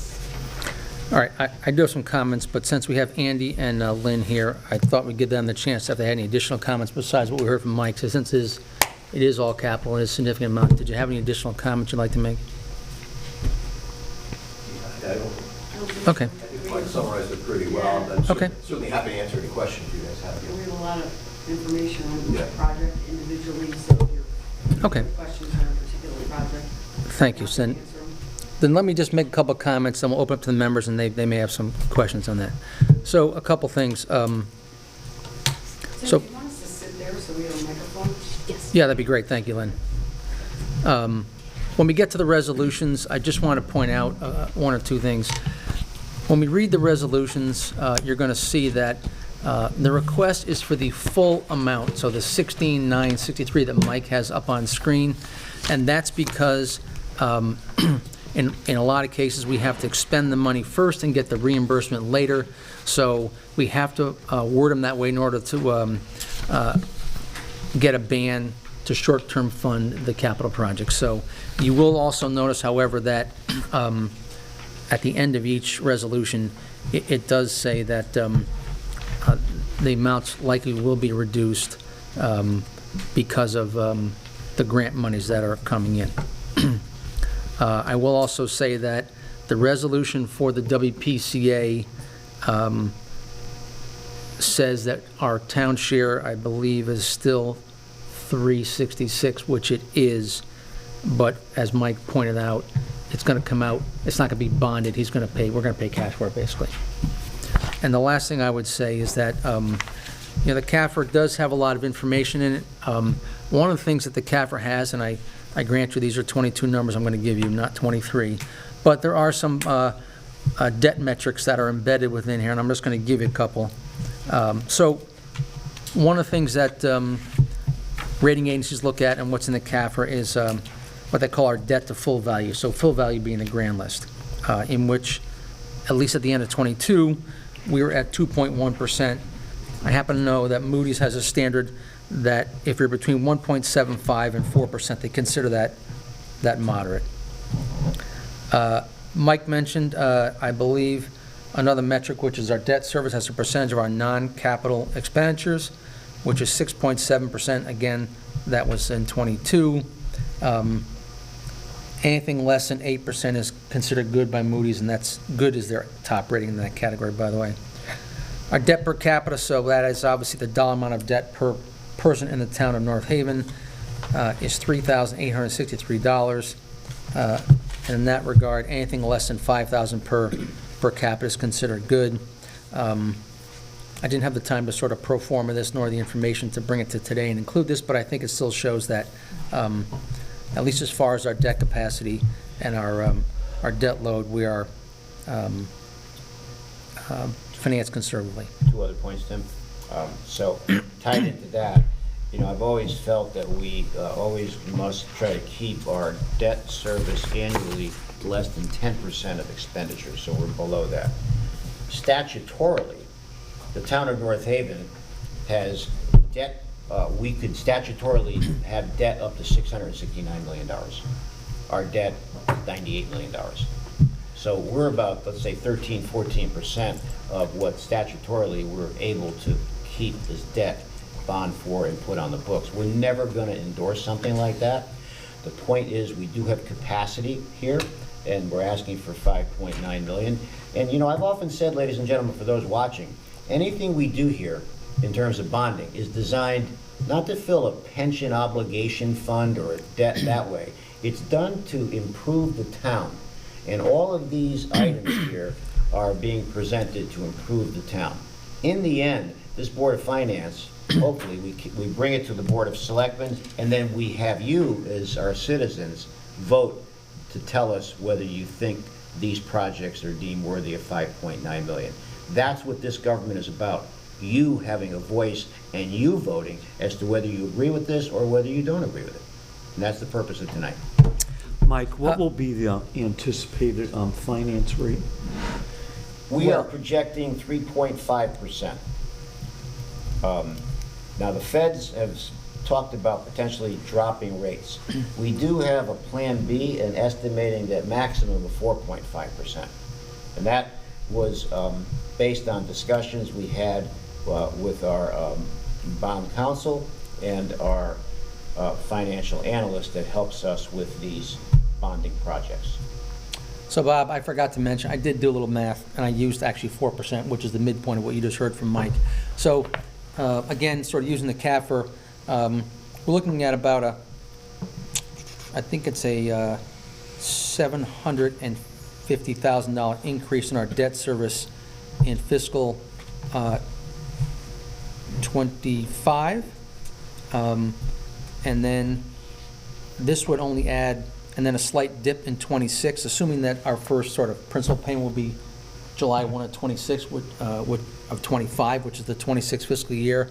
It's probably going to only increase the debt service by, $250,000 Yes. in that, year over year, so to speak, so. In that year, in what year? In '26? It would be fiscal '26, Mike, I believe is what I did, yeah. So there's no significant bonding that's coming off? It gets very year significant, or Mike. next? The big drops, Mike, are in between '26 and '27 and '28. There's $1 million, give or take, principal reduction in those years. So on the short term, tied to what Tim just said, any spike we see in the next couple of fiscal years, in the 5 following fiscal years, we will retire $3.6 million worth of debt. Who's ever here 22 years from now, there'll be very little debt on the books. So what I'm trying to accomplish here is do what we need to improve the town, but then establish a legacy such that our successors down the road are going to be encumbered with very little debt. And that's the plan, that's the target path that we're on here. Thank you, Mike. Okay, having said that, any of the members have questions on any of the individual items that Mike just went over? I don't have a question, but I spoke to Lynn when I came in because I was going to bring up the ARPA, which isn't the typical ARPA, but the grant for the senior center, because I was sent information on it. So thank you, Lynn, and good luck with getting that done. Yep. Thank you, Lori Jean. I just have a question about the paper that we received when we arrived today with these new numbers. And there's a column that says council recommended amount and then the total amount for the bonding. It's just rounding. That's all it is. So which number, we're going with the total number rather The than resolutions have the council recommended number. That's my question. Right. Okay. And the timing of when we would take out this debt and when we might actually receive the reimbursement?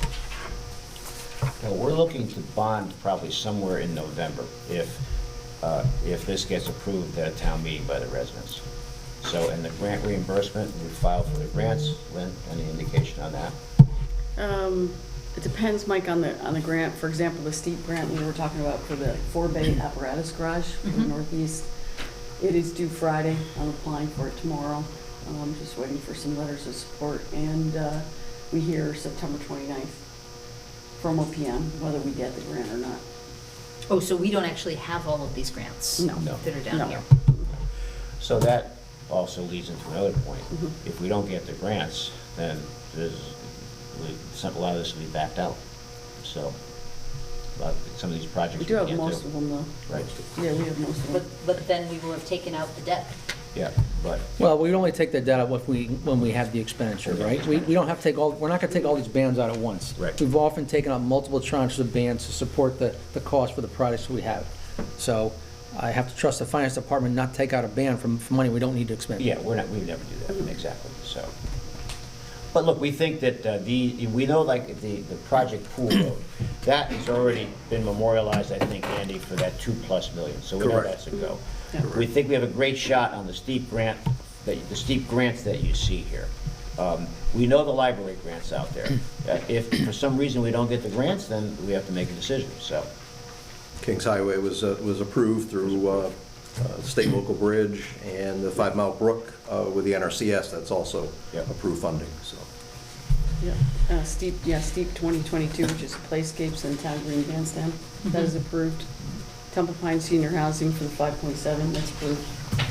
I think when this is presented at a town meeting, it would be really helpful to the people in the audience to know what's a sure thing as of that particular time. What, do you have a really good sense based upon your experience might pan out, and what, we really just don't know, because this is, obviously there's a cost of tying up a total of $17 million until we get reimbursement. And I understand we're not going to do it all at once, but there is a cost associated with that. So, and it sounds like there's also a risk that we might not actually get these grants as well. You know, Nancy, like at the senior Well, there's no center- prepayment penalty on a band either. The Yeah. cost at 4% is de minimis. It's a 1/3 of 1% per month, right? So I guess if we overestimate our success at getting some grants, right, then the minor risk is that small percent, and there's no prepayment of the band, so there's no penalty there. Thankfully, too, we've had good successes. You know, I've only been here 15 years, and so far we lost one. That's great. That's because it was a bad fit. But we tried twice. That's a for the good track same one. record. But it's a good track record. It's outstanding. I have a Yeah. great team in finance that helps me, so, but, you know, things like, you know, the steep grants have been good, we've been good fits there.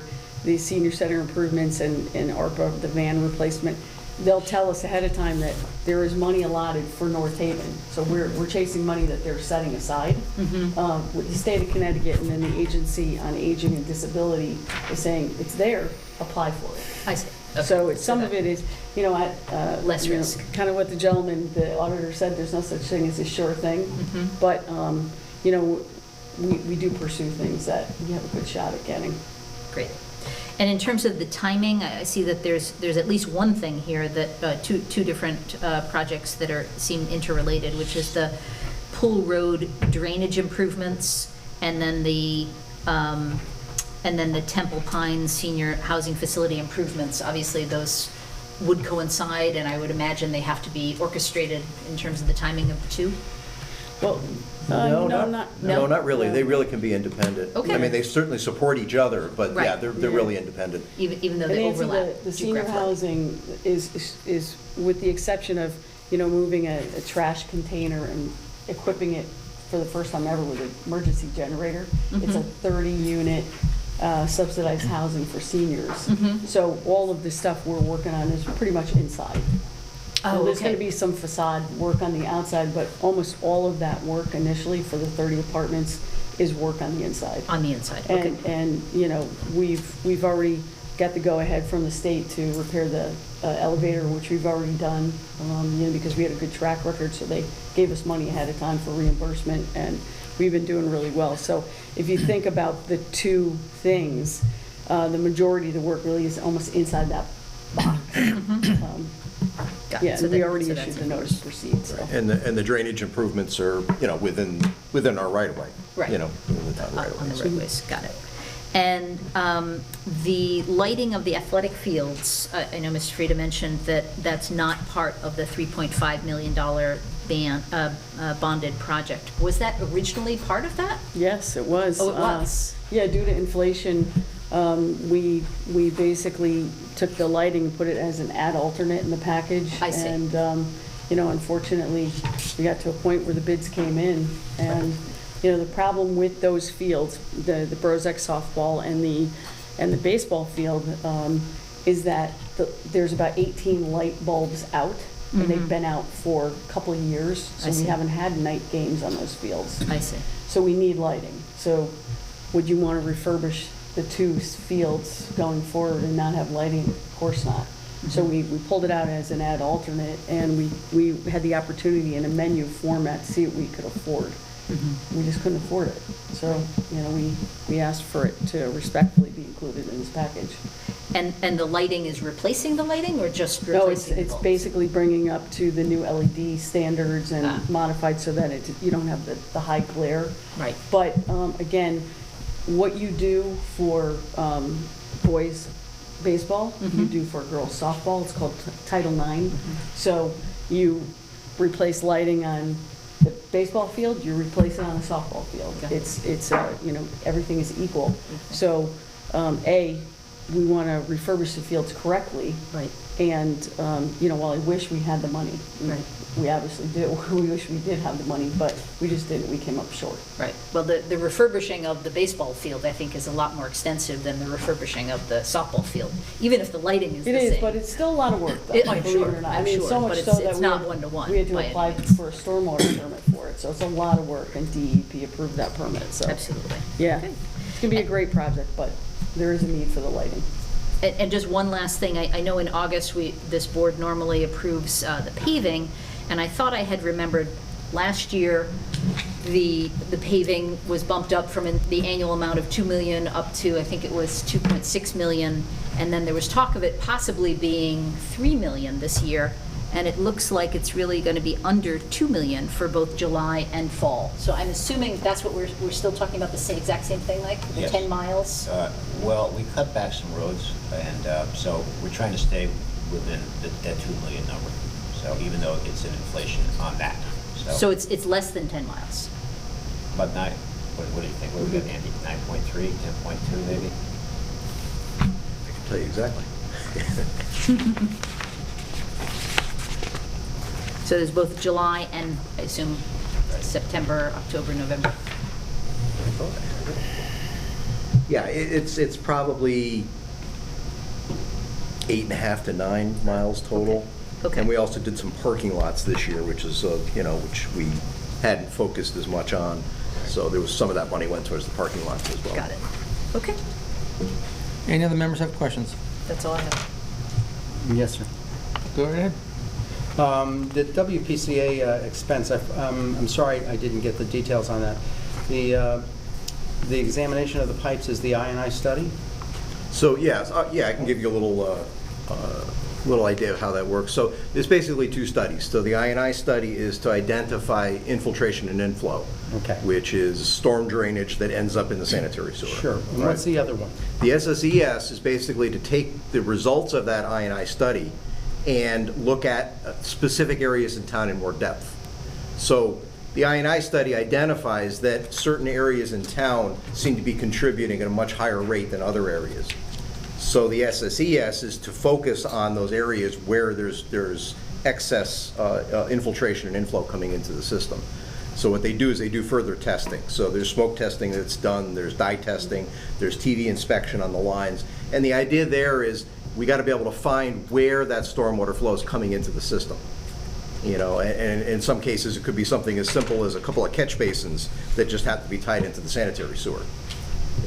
So. Okay, yeah. And the pool roof replacement, somehow I'm getting sticker shock on the 545 figure. So was I. Have you put out any preliminary, I don't know, bids? You've done obviously research to get to that number, is that right? Yeah, so I spoke with a couple roofers. Are you taking the roof off and putting a new one on? Yeah, we are. The frame? We're leaving the purlings in place, but we did a structural report in February 2022, and Fuss & O'Neill did it. We brought in a good structural engineer, and we had a lot of leaks. Andy Delvecchio was reporting leaks into the pool. Yeah. Essentially, we brought in a couple different contractors. One gave us an estimate over $750. The other one gave us an estimate at about $545. Essentially, they're going to remove the existing insulated decks. If you've been inside, you can see it's an insulated roof over a caustic surface. And essentially, we're going to be taking the deck off, the deck fasteners, exposing all the existing purlings. We're going to clean them. They're going to prime them. They're going to install rust-inhibiting paint. They're going to install what's called MBCI insulated metal roof panels, all brand new panels, and the color of our choice. And they're going to install new flashings at the vents, penetrations, the sidewalls, and all the transitions. It is going to be very expensive. There's going to be a lot of cranes. It's going to be a lot of work. Because they have some large tarps at the Home Depot. But I supervise blight prevention as well, so we don't allow tarps. Yeah. We don't allow it blighted properly. The roof's blue already, right? Will the work come Yes. with a warranty that worked better than the library warranty? It will have a warranty. Yeah. Yes, it will. Yes. All Yep. right, sure. Yes, absolutely. We'll have a warranty. Yeah. And we did, like I said, we did solicit a few folks, and the roofing company that came in with what we would say is the best price is the folks that did the roof here for the town hall. Okay. Yeah, I mean, It is expensive. Yeah. And when we first got estimates, it was probably about $50,000 less. yeah. But it's going up every year, so We didn't want to wait much longer, which is why we proposed it in this package. Yeah, aside from the increase in bonding, I like the fact that we're tackling all these issues at the same time, for multiple reasons. I mean, we have to preserve our assets and upgrade our capabilities in this town sometimes, and some of these items are I like the monies that might be available, state and federal. But some of them, we're tackling on our own. The libraries, is going to be expensive, and we certainly need to solve the recycling center right now. But $400,000 of lights is also something you're going to have to convince some people of. I'm glad that the resolutions, though, are broken up into sections individually and not grouped together, because it allows each project or each grouping you have there, each set of items to stand on its own merits. So, that to me that's a good way of handling it in terms of public approval. I wonder if we do need a resolution on the WPCA if we're using We have one. that We have other one. set of funds. We have one. Right. Yeah, but do we need it? Do we need Yes, a because- resolution? Yes, because we have to float the ban. We have to float the ban for the WPCA. No. Yeah, that's the advice of bond counsel. Right. So, I mean, because if we could just use those funds without, if there's no restriction in the use of those funds, then we have it completely funded on our end, right? No, there's a share, right? There's a grant share of $447,000. Town share is $366. Right, but that 366 is totally within our special fund right now. yeah, but through 366 doesn't cover the 813 on the SSES and the INI. Yeah. So we're still showing a $450,000 deficit. Ah. I see your point, Mike. I you- think it's easiest just to pass the 18 So as you're it's saying written. we have to pass the bonding resolution in case, so those grants, I see your point. The 366 is coming out of the enterprise fund. I guess you could make the argument that we Well, could pass the bond for the 447. Okay? so if the grants come in short of the 447, we still may decide to go ahead or not. Well, that's true with all these projects. If the grant comes in at 446, you're still going to do the grant. I think the only point here, Mike, is that we're passing a ban for the entirety of that project when what we're known here as a board is that the 366 is going to come out of the enterprise fund. There might be some timing differences. Maybe it's possible that we don't have to float the whole 815, but it was written that way originally, and truthfully, when I first became aware of this, the 366 was not explained to me by Mr. Monaco. I don't mean to blame him, but that was coming out of the enterprise fund. I asked about that. Mike explained that to us Well, we earlier. don't have to float a bond on money that's coming to us in grants. I don't dispute the point, Mike, but we're trying to get something done here, and they like to move right away. The option then is to not pass that resolution. Why would we do that? We should just pass the resolution for the 815. If they only have to borrow the 447, they borrow the 447. It's similar to Nancy's question. Well, that's the whole question I have about the wording on these resolutions. I don't like the wording, and I wish there was something conditionally saying what would happen to each and every one of these if the anticipated subsidies and assistance does not come through. Well, then they can't go forward because they haven't gotten appropriation from the Board of Finance to expend money that wasn't covered by a grant. Well, then, then you're not asking us here to approve these resolutions for the net cost of $6.3 million. You're asking for $17 million worth of bonding. Which is what I explained in my preliminary comments. That's correct. Because that's the ban money. Well, we can approve these to be This sent out isn't to the public, but This isn't you any know. different than what we've done with a lot of other bonds in the past, Mike. The school is a perfect example. Okay, you have to put out the money for the schools, the high school and the middle school first, and we floated bans over the years to those, and we get the reimbursement later. That's what we did. Same thing with Sackett Point Road Bridge, or Valley Service Road. It's the way it works, We have to front the money and then we get reimbursed afterwards, and this is no different than what we've done in the past. We're not gonna spend $17 million, but we have to do these bond resolutions to request that. All right, well, these causes are worthwhile, so I support sending these out to the public. Could I also say something too, Mike? So on staying with the enterprise fund, we'll call it the wastewater projects. So the reason we're focused on the SSES, Sewer System Evaluation study, and the I&I study is because the purpose that DEP is basically saying when it rains in the town of North Haven, we're getting too much flow coming out into the Quinnipiac River. So they're telling us, you got to cut that back. And if we don't, they're going to slap an order on us. And then we're going to be told what we're going to be doing, how much we're spending, how we're going to have to upgrade the plant, and we won't have any say in it. And what we're trying to do is get out ahead of it. And what we're doing is saying, okay, we'll do voluntarily, we'll apply for grants. Andy did this.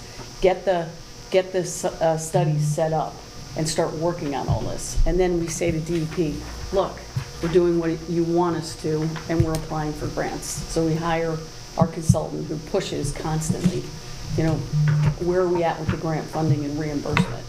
So we do believe we're going to get reimbursed because we're following the rules with regard to the wastewater plant. Yeah, well, that's just And that's just one part of what we're talking about. Correct, but Okay. I'm just saying it's not, we didn't sit down and say, hey, let's pick projects that, from our standpoint, we wanted to pick projects that are really going to make a difference based on what we're hearing from the residents and from the folks in the field. Okay, all right. All right, thank you, Mike. Any other members have any questions or comments on the proposed bonding package? All right, then if I could impose on some of the members, starting with Bob down onto my left, if you could read the first resolution, please. Resolved that the Board of Finance recommends that the town of North Haven appropriate $355,000 for repairs and improvements to the town's recycling center. The project shall consist of repairs to existing infrastructure, capital improvements, and the acquisition and replacement of related equipment. The appropriation may be spent for design, demolition, and construction costs, equipment, furnishings, materials, site improvements, architect's fees, engineering fees, other consultants' fees, legal fees, net temporary interest, and other financing costs, and other expenses related to the project. And that the town issue bonds or notes and temporary notes in an amount not to exceed $355,000 to finance the appropriation. Thank you. I'll move the resolution. Is there a second? Second. All in favor? Aye. All opposed? Thank you. Laura Jean, would you mind? Resolved that the Board of Finance recommends that the town of North Haven appropriate $815,000 for water pollution control facility studies. The project shall consist of a sanitary sewer evaluation study and an inflow and infiltration study. The appropriation may be spent for survey costs, study costs, engineering fees, other consultants' fees, legal fees, net temporary interest, and other financing costs, and other expenses related to the project. And that the town issue bonds or notes and temporary notes in an amount not to exceed $815,000 to finance the appropriation. The total amount of bonds issued shall be reduced by the amount of grants or other funds received and not separately appropriated for the project. Such grants and other funds are anticipated to be approximately $447,550. Thank you, Laura Jean. I'll move the resolution. May I have a second? Second. All in favor? Aye. All opposed?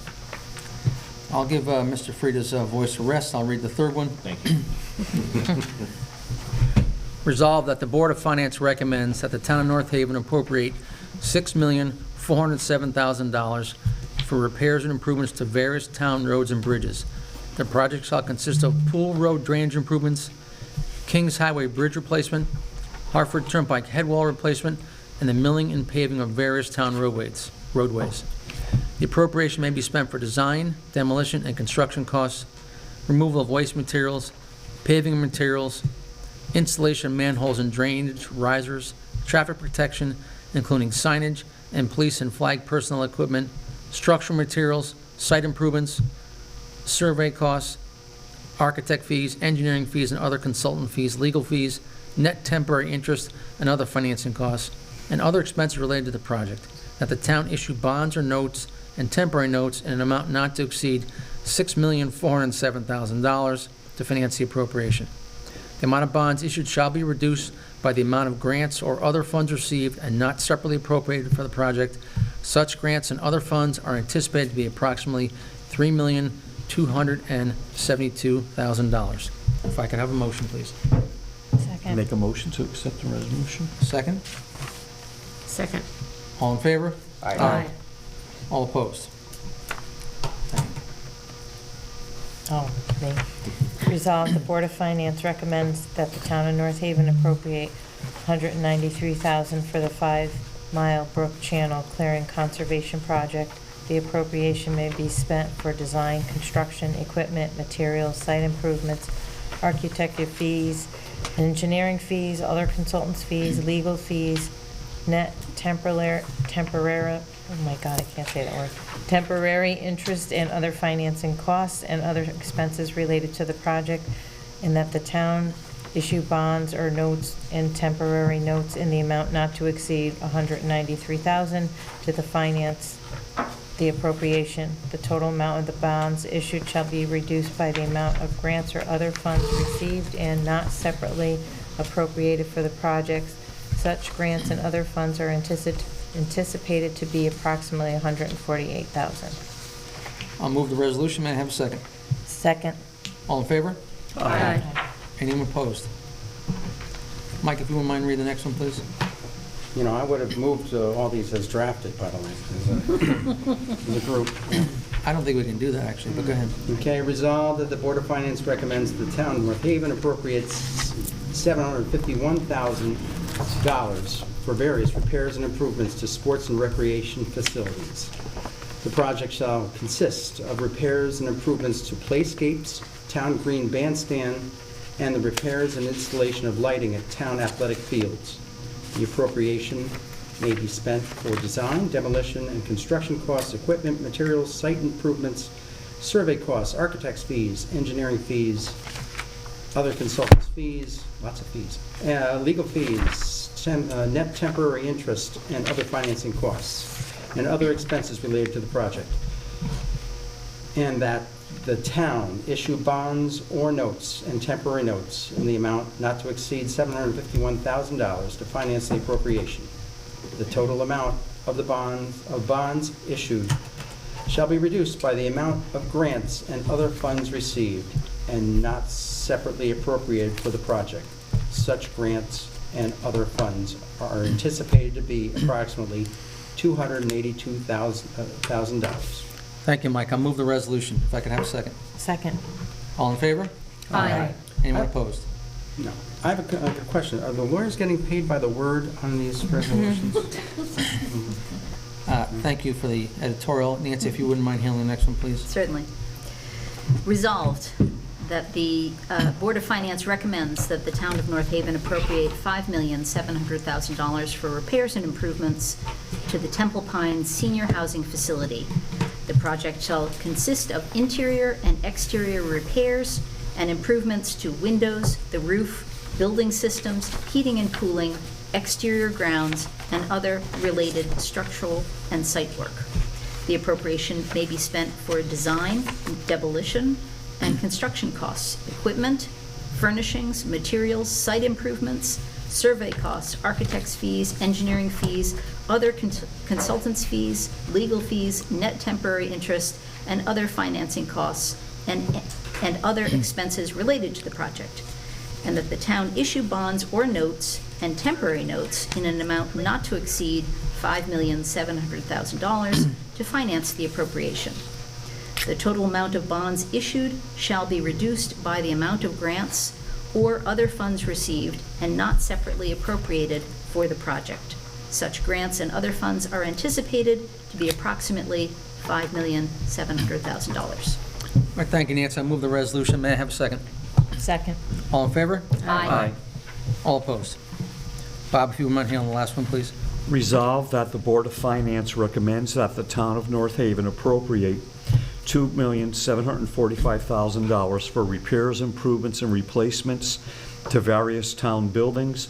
The project shall consist of repairs and improvements to Town Hall, North Haven Library, including to the roof and lighting, and Senior Center, including of a van, and Walter Gorwich Community Pool roof replacement. The appropriation may be spent for design, demolition, and construction costs, equipment, furnishings, materials, site improvements, survey costs, architect's fees, engineering fees, and other consultants' fees, legal fees, net temporary interest, and other financing costs, and other expenses related to the project, and that the town issue bonds or notes and temporary notes in an amount not to exceed $2,745,000 to finance the appropriation. The total amount of bonds issued shall be reduced by the amount of grants or other funds received and not separately appropriated for the project.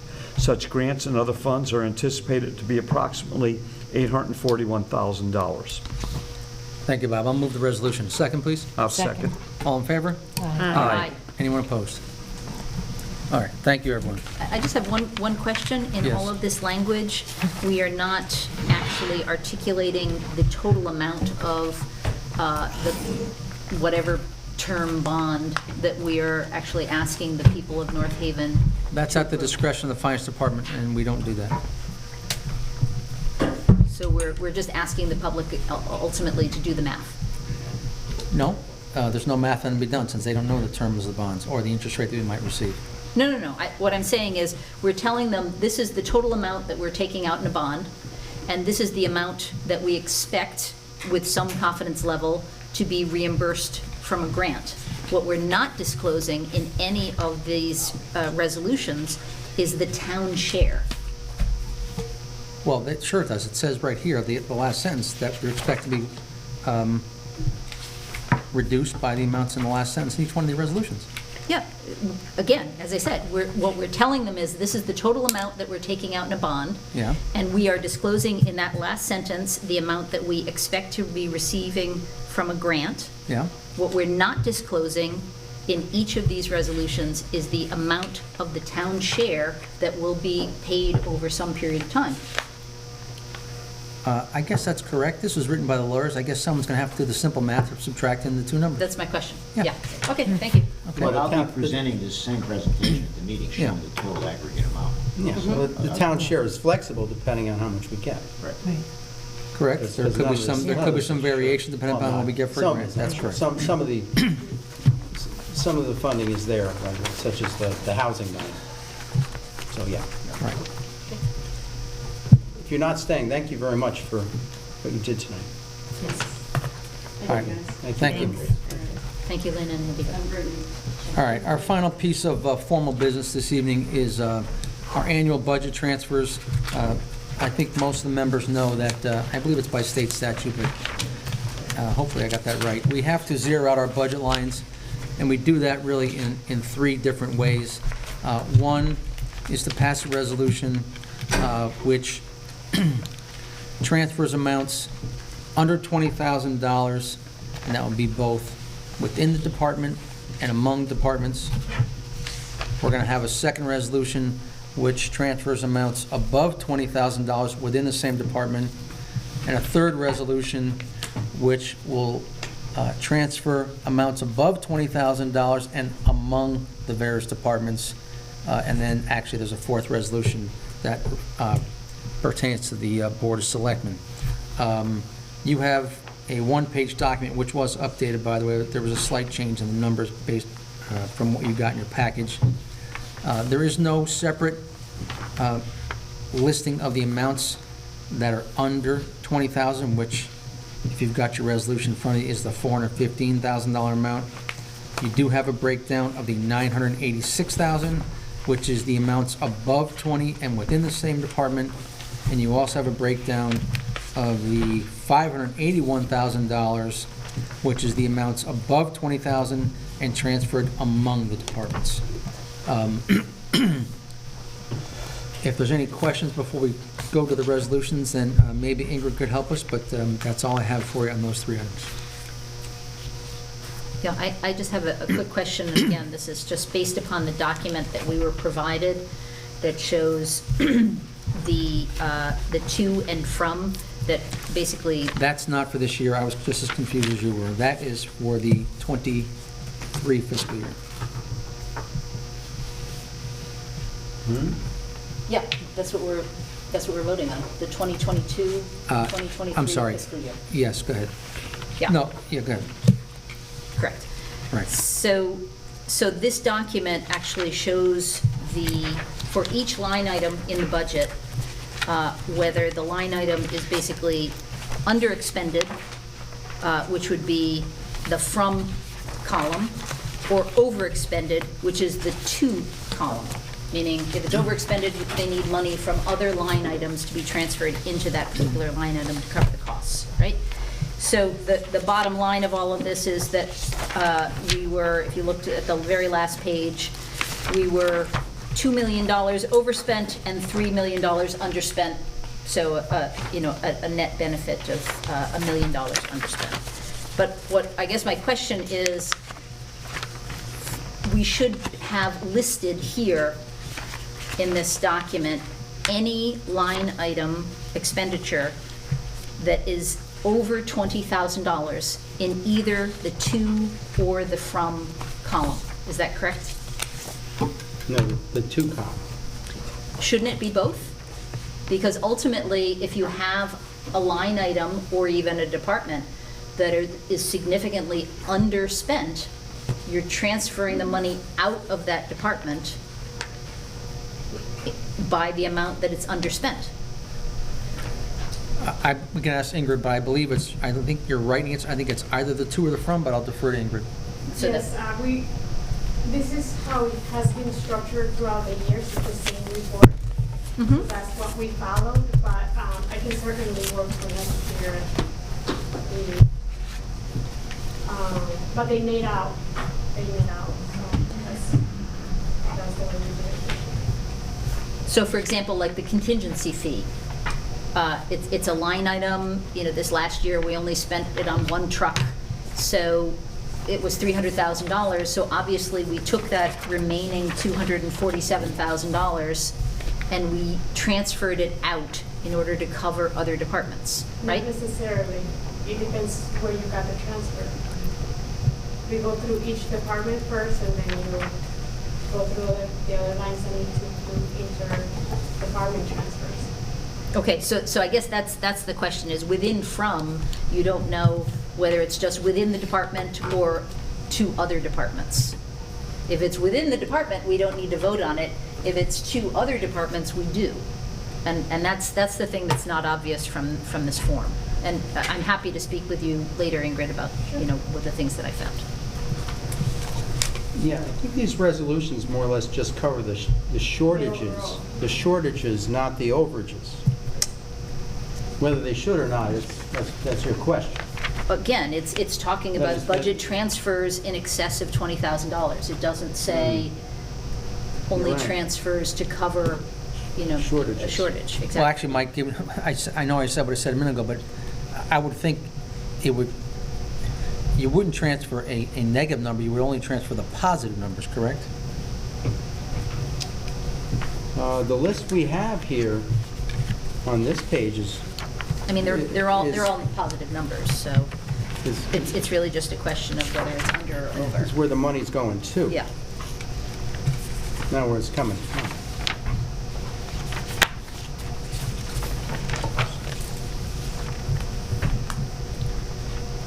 If this is the way we handled it in the past, then Yes, it is. Yeah. that's, In the last 30 we'll years. we'll stick with that tradition, but that's it.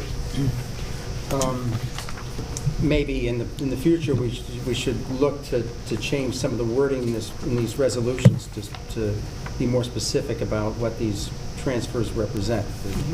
It's shortages only, it's accounts where the money is going to.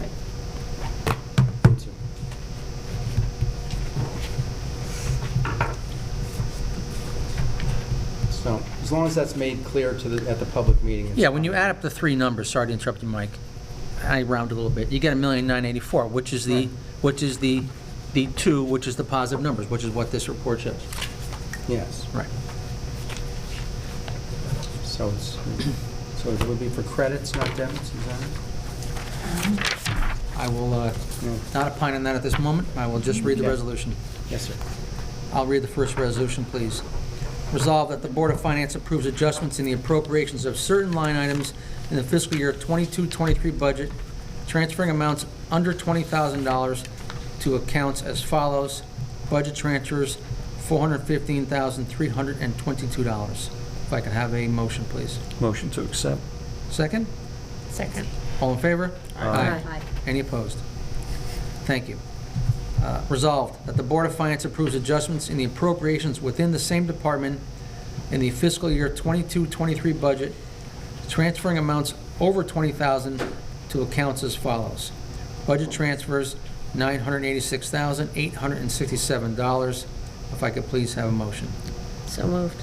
Second, please? Second. All in favor? Aye. Anyone opposed? Resolved that the Board of Finance recommends the following adjustments in appropriations of certain line items among the various departments in the 22-23 budget, transferring amounts over $20,000 as follows.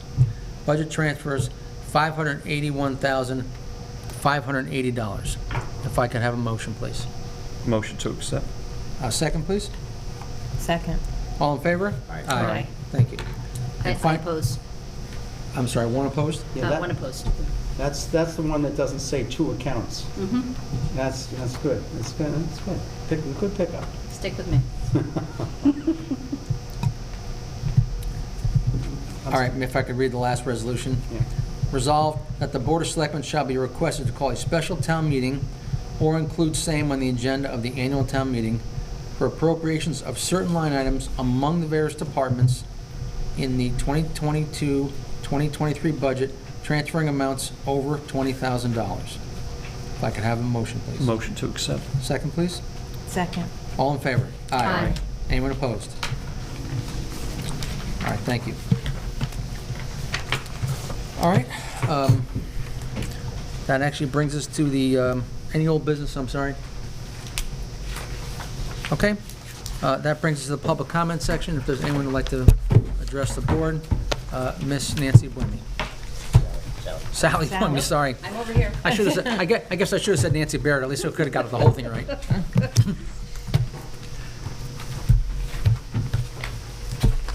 Good evening, Mr. Chairman. Sally Blamey, 5 Blossom Drive. Thank you, Sally. Hello. Haven't seen you all together as a group since May. So happy to see you as we begin another fiscal year of financial fun. So, first regarding the bonding package, I am in support of it, and it sounds like I have a lot of reading to do at the next meeting. And I hope that my new eyeglasses come in. And if you saw the last Board of Selectmen meeting, you know why that's a funny joke. I do have a question about the CAFRA report for the year ending June 30th, 2022. On page 7, it's the management discussion and analysis of the fiscal year. And I'm just interested in, if you will, on page 7, the third dot from the bottom.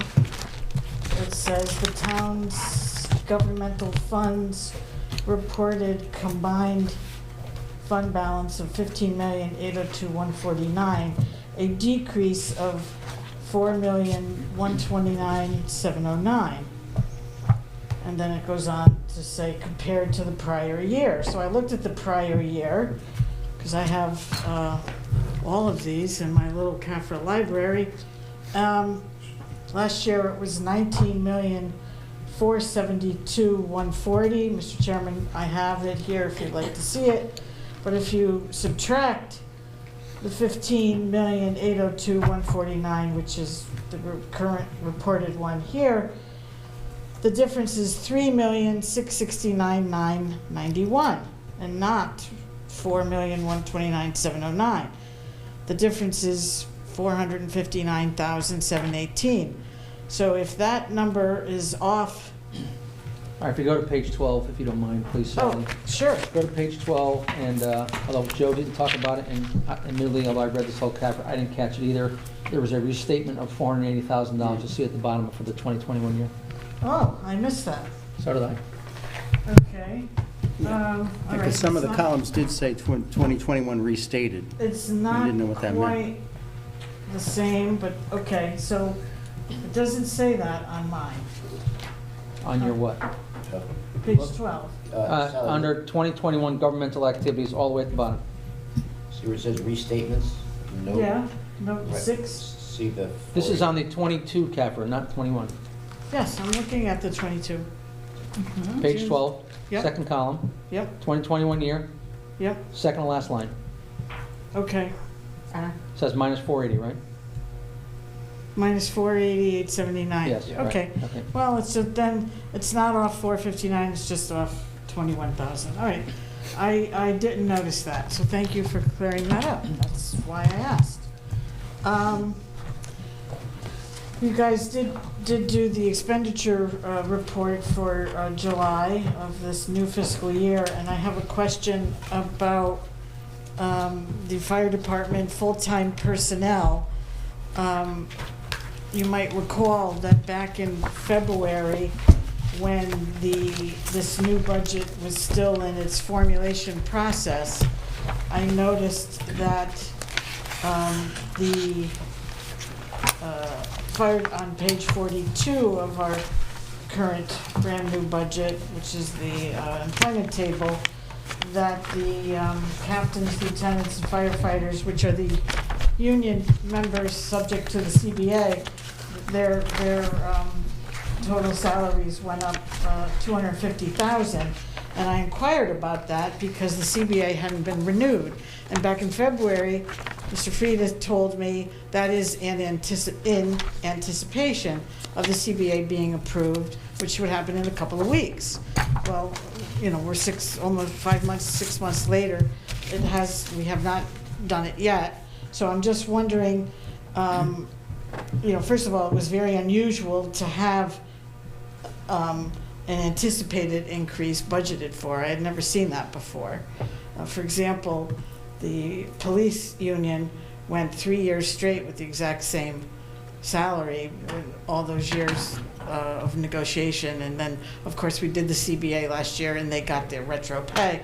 So I'm just wondering what rate they're being paid at, and when do we anticipate that CBA that we thought would be in March? So let me give you 3 answers. Okay, I might have been incorrect in the February statement. all right. That was my assumption at the time. We're gonna check that out, Ingrid, okay? But as far as the CBA is concerned, it's still waiting to be ratified. There were some language issues that we were going back and forth with the union in a very amicable fashion. So it's really at a point where we're just waiting for the union to ratify it. There's Okay. really no other issues right now. But until it is ratified, you know, because their CBA expired in June 30th of 2022, what rate are they currently being paid at? Are they being paid at the rate with this 250 increase? Well, that's what we're Yeah. gonna check out. Okay, So, thank So they you. have to be getting paid at the rate.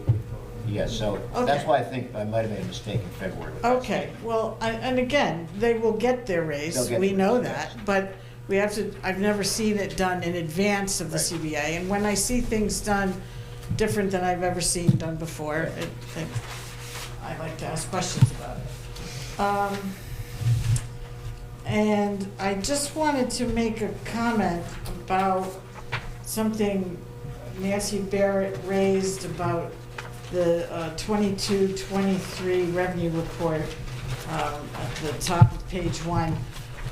You know, and she had inquired when the auditor was here. And it is discretionary whether to use those cash surplus appropriations that we budgeted for. We had budgeted for a total of 1,975,000, and we only used 1,135,000.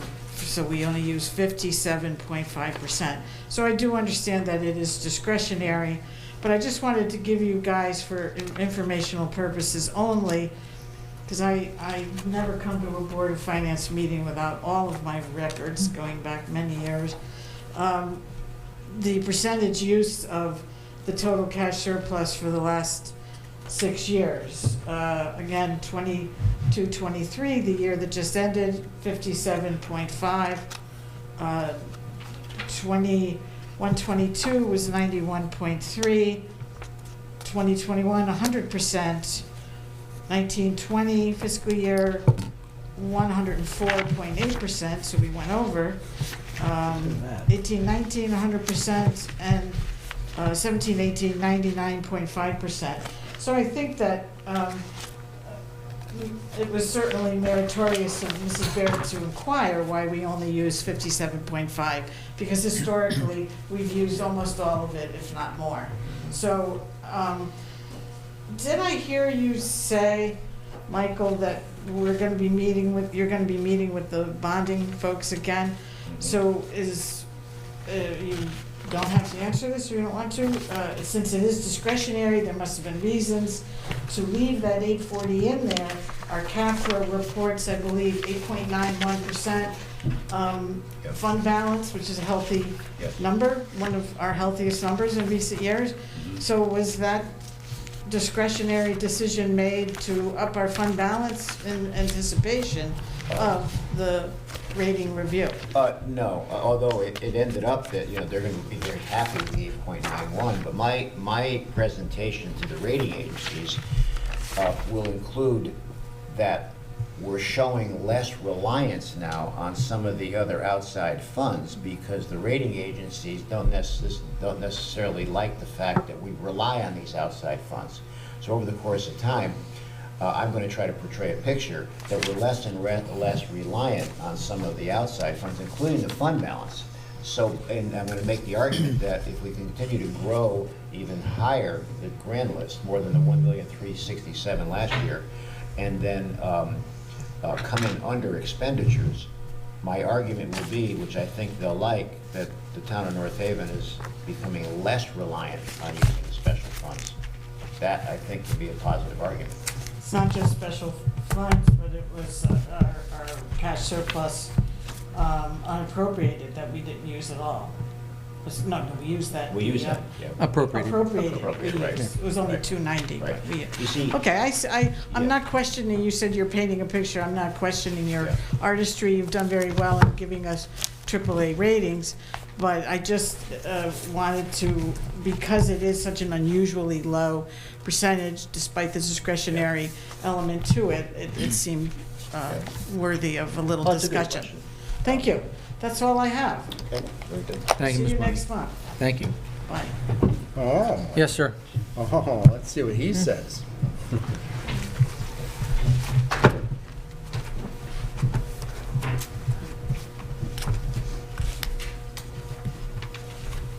I'm sorry, sir, there's only 7 seats on the board. You cannot come back. Well, thank you. Bill Piper, 28 Bassett Road.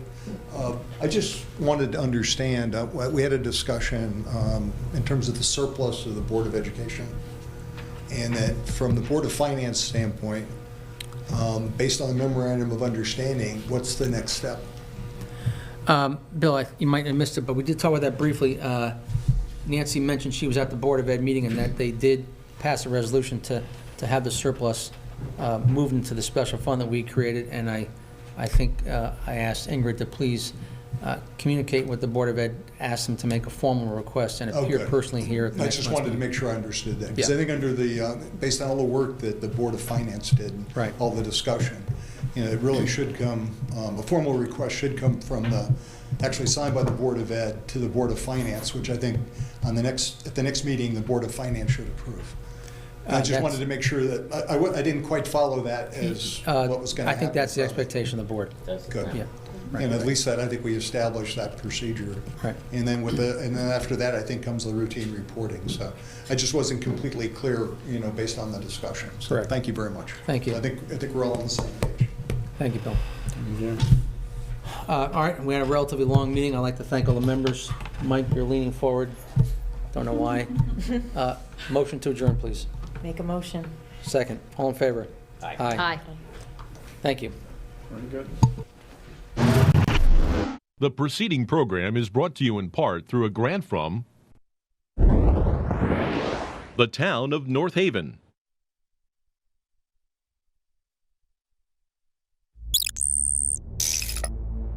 Watch town meetings or other videos on demand at nhtv.com.